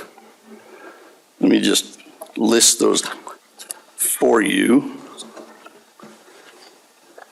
This is probably more information than you want, but the product, cement, contains calcium, silica, which is derived from sand, shale, and silica dioxide, alumina, bauxite, recycled aluminum or clay, iron, derived from iron ore, blast furnace slag, or iron oxide. Now, I've seen a lot of batch plants as an architect. They are not clean facilities. Cement is a powder. And the problem with the powder is, the particulate is incredibly fine. The Humane Society air handling units that sit on the roof that scrub the air basically to provide heating, air conditioning, and air exchange for the animals and the staff were designed specifically for the kind of particulates that come off of the interstate. Those particulates are large, okay? They are the kind of particulates that you would pick up maybe in your home, you know, just heavier dust particles, things like that. And you probably realize from your own home and your own furnace filters, it doesn't catch everything. Well, the units that the Humane Society uses are they're the equivalent of a HEPA filter. HEPA filters over the surgical area scrub the air and take out fine particles. They do not take out the fine particles that are created by this the cement dust. The Humane Society recently replaced a unit that is on the, I'm sorry, my time's up, right? Okay, bear with me for a minute. They recently replaced an air handling unit that serves the dog adoption area, which happens to be closest to where this batch plant and the casting facility will be located. That unit provides 7,200 cubic feet per minute of air. That's a lot of air. Okay, it's over a $50,000 furnace. It was just replaced in December of 21. That unit utilizes what's called a MERV, MERV8 filter. In order to get rid of the particulates that are in cement dust, you have to have a MERV 13, which is what we use in the surgical area. So the problem is if the applicant cannot mitigate the dust, and frankly, I doubt that they can. It's a wide open space, an 8-foot tall concrete fence, any kind of fence, 8 feet tall, isn't going to stop wind from blowing things around. The wind is going to bring the dust particles Can you please wrap up your comments? I'm sorry? Can you please finish as soon as Yeah, possible? I'm almost done. Thank you. So if they can't mitigate the dust problem, it's going to force the Humane Society to upgrade their equipment, which is going to run into the hundreds of thousands of dollars. So please keep that in mind. This operation is not a clean operation. Yeah, wet cement is clean, after it's mixed, not before. Contains dust. So with that, if you have any questions. All right, thank you very much.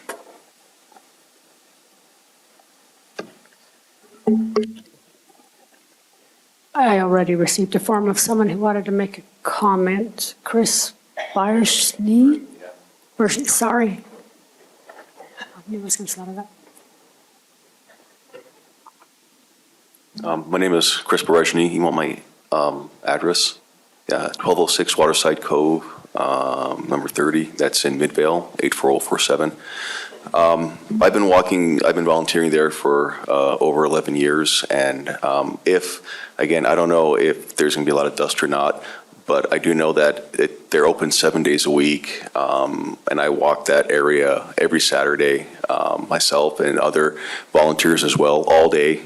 And the patrons as well who use that. So just kind of keep in mind just the number of people that will be walking that area every day.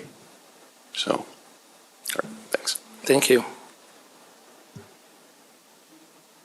Please go ahead.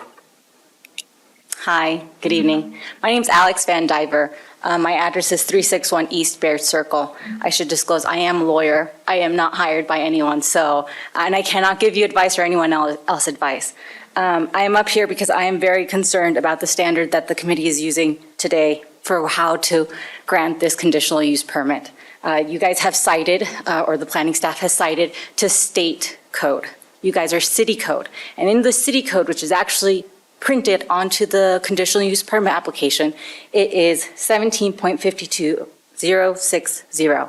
And it clearly states the planning commission shall not authorize the conditional use permit unless the evidence establishes, and there's 4 points.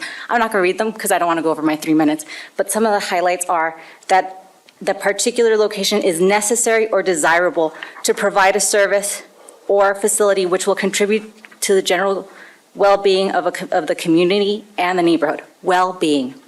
The second one is, and I'm summarizing because again, I want to respect your time, is that the use will not, under any circumstance of the particular case, be detrimental to the health, safety, or general welfare of persons residing or working in the vicinity or injurious to the property or improvements of the vicinity. That was the part of the code that the GC of the Humane Society was citing to, okay? So that's an or. So that prong has 2 parts to it, actually. So there's a lot of commentary about the detriment to the health and safety, right? Because there's concern about the dust particle.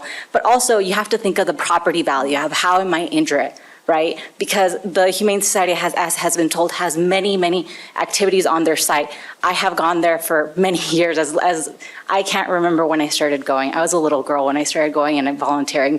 And I know that they have fairs and stuff, and I don't know that they'll be able to continue to have fairs and taco trucks and coffee trucks for people to just go hang out with their dogs and socialize with other people. That's an injury to property, okay? It's going to damage the value of property. Also, the last prong, the applicant may be required to provide such reports and studies which will provide information, and there's information about whatever you want, basically. And these are things such as including engineering reports, financial ability, market consideration, neighborhood support. Okay, so I'm going to stop right there. I looked over the report that the planning staff created, and there's 2 pieces of evidence. Remember that you cannot, it says right here, shall not authorize a conditional permit use unless the evidence establishes. The only evidence on that report were the sketches of where things would be and a zoom in of that sketch. There was a mention in there that there would be a dust mitigation plan attached. It was not attached.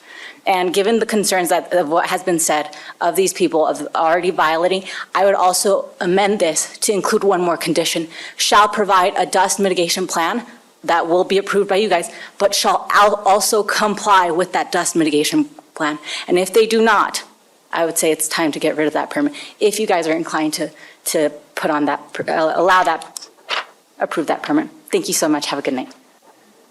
Thank you. Other comments?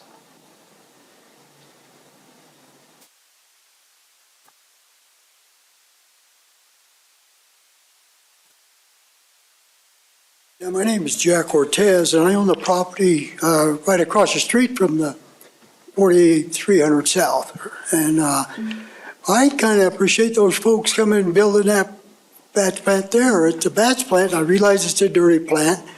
It's an industrial zoned area. It's what it should be. Since they've been there, the short time they've been there, they've cleaned the place up. They've gotten rid of all the homeless people, the drug dealers, the thieves. I think they're a positive note for this, as an addition to us. So that's all I got to say. I think it'll work. Thanks. Thank you.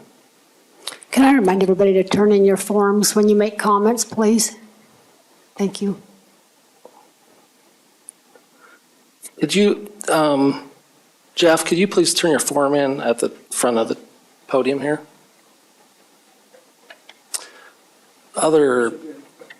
Other people that would like to make public comment? Is there anybody else? Hi, my name is Tim Williams, 264 North Almond Street, Salt Lake City. I'm a 30-year member of the Board of Directors of the Humane Society of Utah. And I'd just like to underscore the comments made by our architect about the fact that this is really a medical facility in many ways. We are viewed by many pet owners as a place for procedures and for animal health.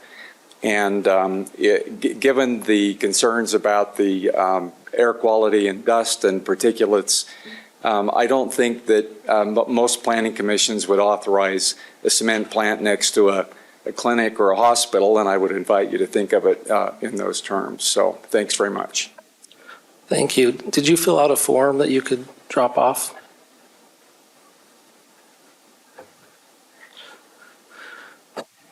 Is there anybody else in the room that would like to make public comment? Sorry, I just had to do it. I'm married to that guy. I'm Chris Williams. I live at 264 North Almond Street, Salt Lake City. And I just want to I have been to so many of these things at different cities for different reasons. And what I want to underscore is that, first of all, I'm going to say we have a lot of lawyers in our family. They're good at what they do. But if you're talking about the law and you're asking somebody to do something, please get proof.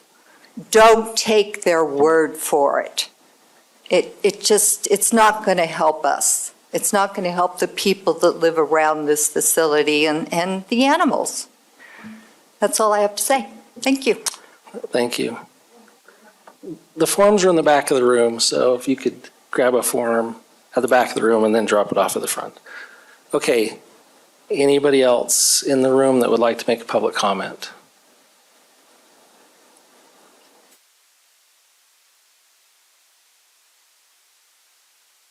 Hi, my name is Linnea Scott. I live at 2980 South, 1500 East in Salt Lake City, Utah. I don't have a lot to say, but I would say that there is a dramatic shortage in animal welfare. There's not enough people, there's not enough places. The only thing they're not short on is animals. And it's hard to get people to want to go somewhere where they might be at risk. They might be breathing not good air and loud noises. We should talk about the noises too, the vibrations. Animals are sensitive to that. There's not a shortage in concrete. You can get that from any state, you can ship that anywhere. Animals are more important, they're alive. Concrete can be constructed, put together anywhere. Animals are dying because we are short, and that should matter. Thank you. Thank you. If you could fill out a form as well, I appreciate it.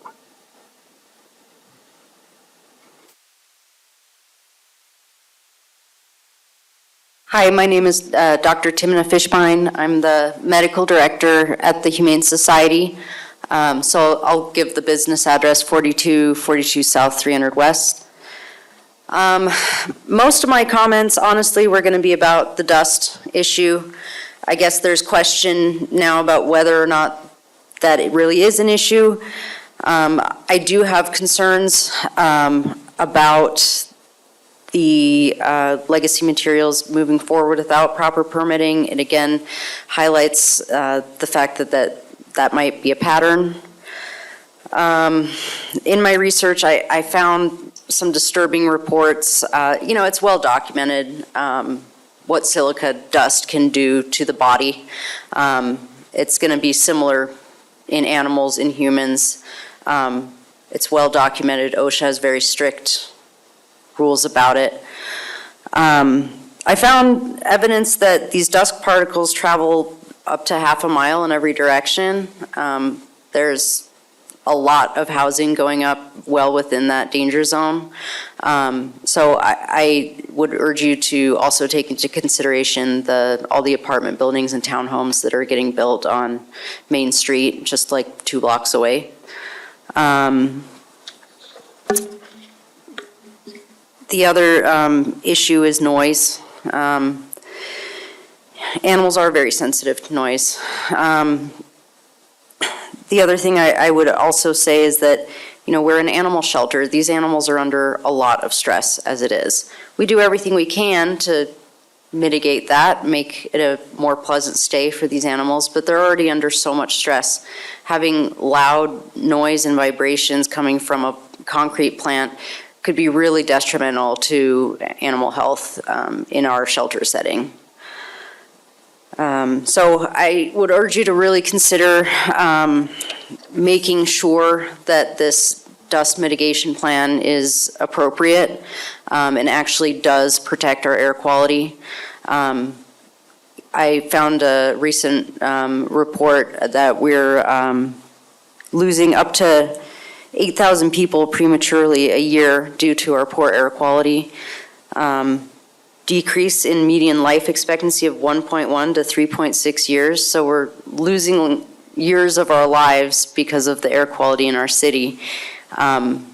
Maybe we don't need another negative contributor right in the middle of our city. So thank you very much. I'll fill out the form. Thank you. Any other comments that anybody wants to make that's in the room?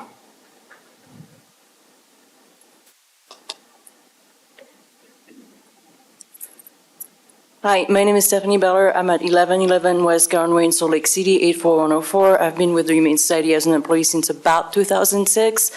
Oftentimes when we walk dogs outside, we walk them by the freeway, a truck rolls by, the dogs get frantic and scared. Right now we are able to go away from the freeway, away from those trucks to try to calm those animals down.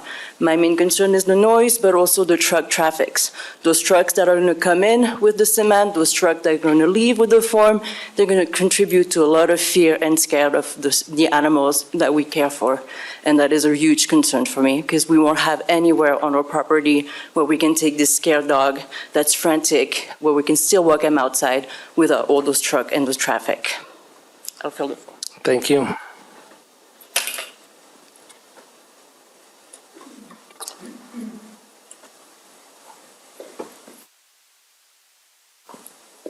Hi, my name's Madison Cushing. I live in Murray, Utah. I'd rather not dox myself, but I can show you my ID. I also work at the Humane Society of Utah, which is also located in Murray.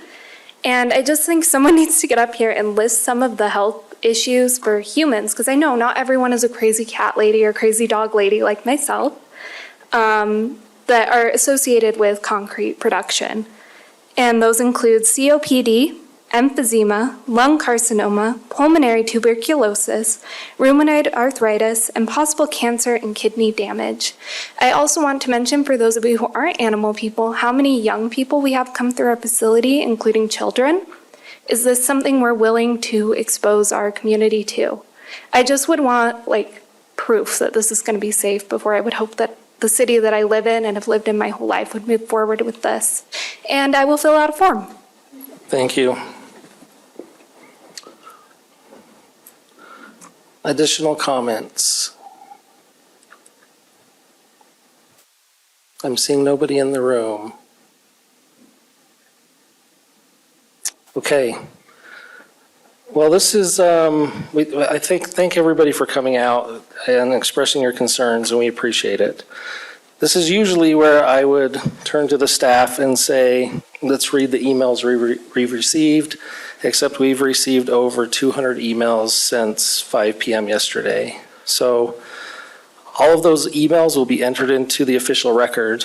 And as of 8:37 PM, I'm going to close the public comment period. And so no further comments, including emails, will be entered into the record. But anything we received up till right now, we will put in the public record.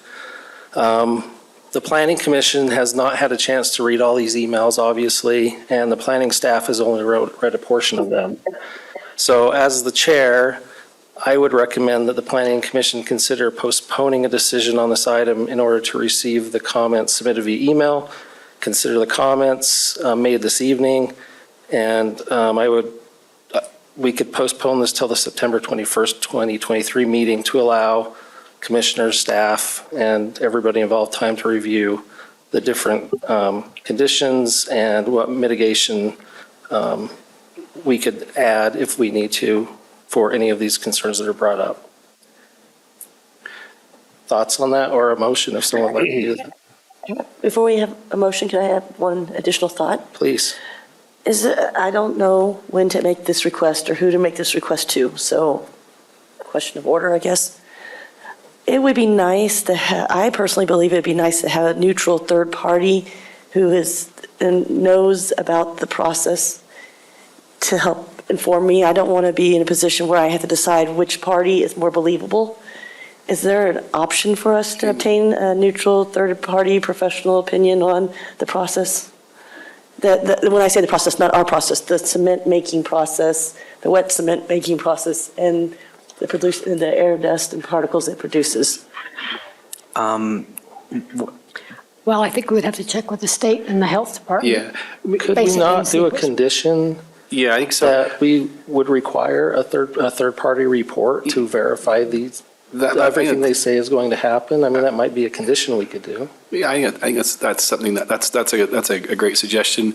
To the chair, I concur that we should take the time to read all the public comment. It's people took their time to do it. We owe it to them to read it. I know that the applicant has asked for time to answer some of the questions. If it pleases the chair, I do have a question for the applicant based on one of the comments that were made. If you feel it would be worth everyone's time for them to come back, I do have a question for them. Okay, let's do that. Let's have the applicant come back up. And if you could just state your name and address again, that would be great. Jeff Comer, 13961 South, Suite 100, Draper, Utah. And thank you. Ryan Balls. Hi there. Ryan Balls, Harriman, Utah. Do you want to allow them to address anything, or just my question for them? If you want to address anything, you could go ahead and do that. We still have these additional comments, and I'm hoping we can, push this so we can read all those comments. But if you want to address anything that's already said, I think that's probably fine. And then you can go ahead and ask your question after that. I think it's off. Yeah. There we go. I'll be very brief. So it was mentioned that there are 3 levels of LLC here. We disagree. The owners are here. They're here for questioning. Their faces are made plain. There was an indication that somehow we didn't, that the Utah Department of Environmental Quality would not certify this process. That is false. Yes, usually they don't deal with such small operations, but in this instance, we were able to contact Christine Bodell, 385-290-2690 at that department, who indeed did agree to provide this certification. So that is going to happen. There were some mentions made that the Humane Society is a medical facility. I can't speak to why they would have a medical facility in an MG zone, but that's their business. There was some talk made about people walking pets along that area, which is great because now they'll have some greenery to do their business. We hope they clean up after themselves. But the reality is there are trucks going in and out of that area all the time. This is an industrial zone. And just next door to the Humane Society, they got businesses with big trucks going in and out. So noise can't be an issue, and disturbing the pets is probably the same as it ever was. As far as the silica dust is concerned, I think some of the comments forget that my clients are people too. They have families too. They're not going to go do a business that will put their own health in jeopardy, let alone the welfare of their families. This is safe for them also, and they're going to be operating this facility right up next to it. I just wanted to mention, I appreciate the Commission's due diligence in this process. I appreciate your willingness to really read the emails and really digest the information. And yes, you know, it would help to have neutral parties here to take care of this. But that's why we have conditions, because those conditions need to be met for this business to go forward. And in my experience, there are many in this instance. And here you have my clients, they don't even own the property, but they're willing as lessors to go in and meet these conditions. And so we would respectfully request that the commission consider these additional bits of information. Thank you so much. Any questions? Yeah, so my question is regarding condition 1C. One of the public comments mentioned that perhaps it was too small, that the plan was too small to be regulated by that department, the Department of Air Quality. Can you talk about that? And it sounds like you've already made some calls. Do you mind sharing that? Yes, we've made some calls. They've agreed to come out to the site and meet with us and look at our equipment. I don't work for the Department of Air Quality, and so I can't speak to what they would deem large enough or small enough. However, in my work experience, this would probably fall into something that is small enough that it's not on their radar, because it wouldn't be something large enough to contribute to or negatively impact the air quality, not something that they would be necessarily concerned about. So if they said it was exempt because of the size and no permit was needed, how would you propose, the spirit of 1C is for the state to somehow certify that the air quality meets their standards. How would you propose that standard's met? You know, that's a good question. Maybe a question that I would flip back onto you folks as the Planning Commission. You set the requirement in front of us, which we're willing to do our best to comply with. And if it is something that the state were to say, you know, hey, this is too small, this is, you know, outside of our purview, I would look for recommendations from you. Maybe. You know, I'm not in the mood to give myself an assignment here by volunteering a lot of information. However, you know, these pieces of equipment that we use, they need to be maintained and kept in proper working order to mitigate any dust that would come from them. We certainly would be happy to comply with that and make sure that our equipment is maintained and in top working order. That only benefits us as well. So, does that answer your question? Can you also just take a minute and talk some about the noise and vibration that you'd expect to have on your site with equipment and vehicles? Sure. Yeah, we'll be. It is a relatively small operation. We'll have maybe 2 to 3 heavy trucks on site, most of which will be gone throughout the day for delivery. These trucks are really not any louder than you know, a pickup truck or anything like that. I mean, they're certainly regulated vehicles. We'll have a forklift or 2 on site. The forklift that we have right now is a propane operated forklift. Its emissions are incredibly low. It's a very quiet machine. Placing concrete is relatively quiet. If it were happening outside right now, nobody would be able to hear it. So we're not. How about your batch machines that actually, make the materials? Sure. Other than the generator, which is a very quiet generator, we would be able to hold a conversation next to it. We won't have any equipment on site that OSHA would require any hearing protection of. So I don't foresee this being a noisy environment. Certainly the noisiest thing going on next to us is 7 lanes of traffic. It's deafening, honestly, to be there next to the freeway. Thank So you. You asked him to answer my question, and I appreciate you asking us a question, but I'm far from an air quality expert. So I think the spirit of 1C is to ensure that that this meets a state level of adequacy. I have confidence in the state's standards. However, those standards don't apply. I do think that it would be incumbent somehow, and I'm not sure on who, to establish a standard that would need to be, either or if 1C, if a permit wasn't available by the state, a substitution to ensure that similar level of quality is met. And again, I'm not an expert in that, but I do think that is reasonable. I've been involved with the Department of Air Quality in past businesses. I won't speak to what their exact standard is, but I am familiar with it, having complied with it in the past. I don't see it as something that would be onerous to us, and it should certainly be a standard that we would be able to find out. It is a measurable standard that they have, and like I say, it's not something that we're afraid of standing up to.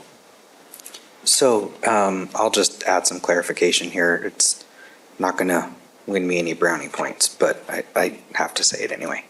So 1C states obtain any required state permits. Right. No, if they come in and say that that they do not do it, means it's not required. Right. We could, and it does say, copy of permits to be provided to the planning division.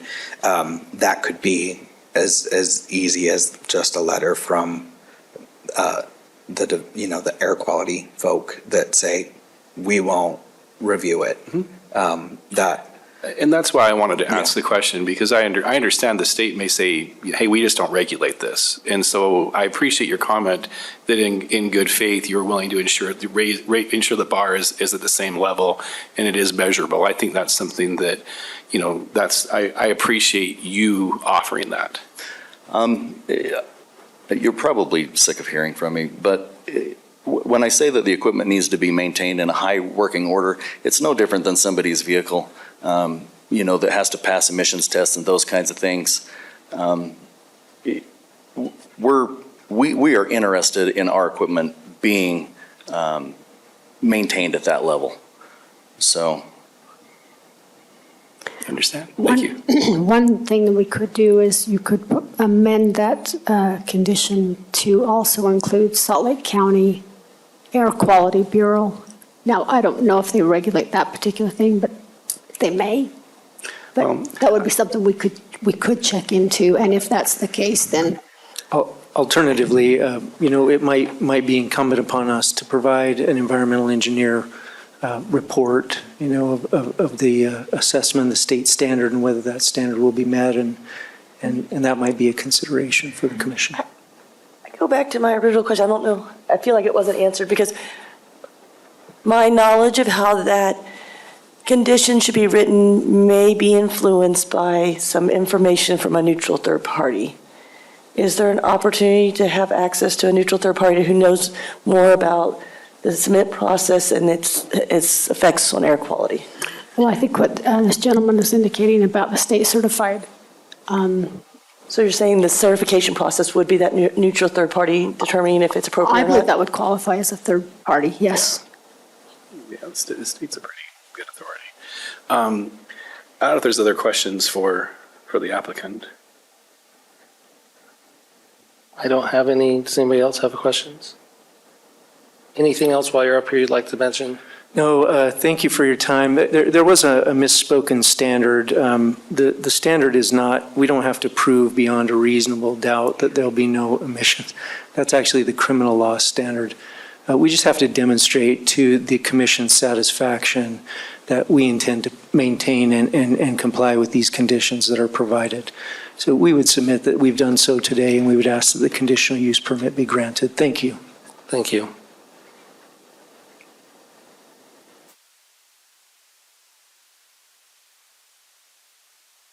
Well, I'm still of the opinion that we should, due to not hearing all these, reading all these emails, that we should, I don't remember the correct terminology, continue this at a future date, the September 21st meeting. Do we not have a motion on the floor already to that effect? We do not. But if someone would like Mr. Chair, due to the significant amount of public comment within the past day and the lack of time for adequate review of the comments, I move that the Planning Commission continue this item to September 21st, 2023 Planning Commission meeting. Okay. I'll second. Thank you. We have a first and a second from Commissioner Patterson and a second from Vice Chair Milkovich. Let's do a roll call vote. Okay, Commissioner Patterson, Yes. Commissioner Markovich, Yes.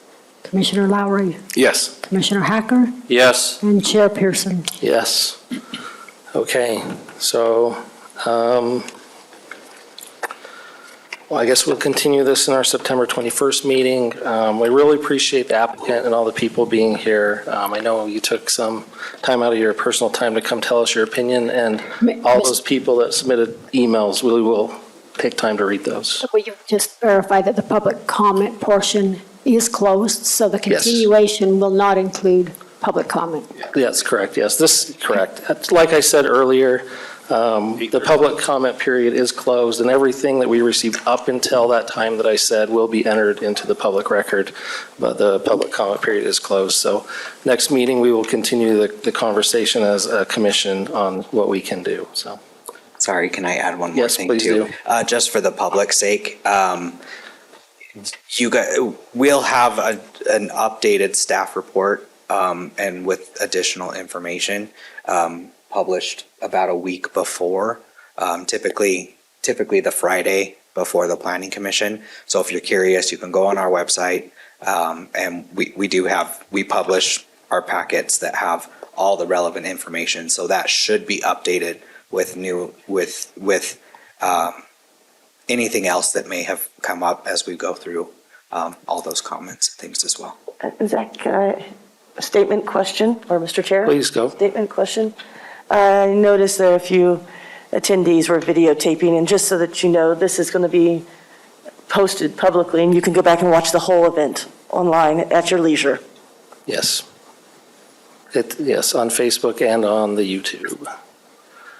So, do we have any other, we have no other agenda items. Do we have any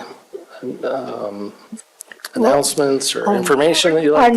Our next meeting was going to be complete training, Open Meeting Act training, but now we'll add this agenda item on also. Yeah. So- So you have two new agenda items. So, Two items. Okay. yeah. Other than that, I don't think we have anything significant to Okay. add. If we have nothing else, then I could entertain a motion to adjourn. I'll make a motion to adjourn at 8:55 PM. Motion to adjourn from Commissioner Lowry. Is there a second? Yes, second. Yeah, everybody in favor, say aye. Aye. We're adjourned. Thanks, everybody.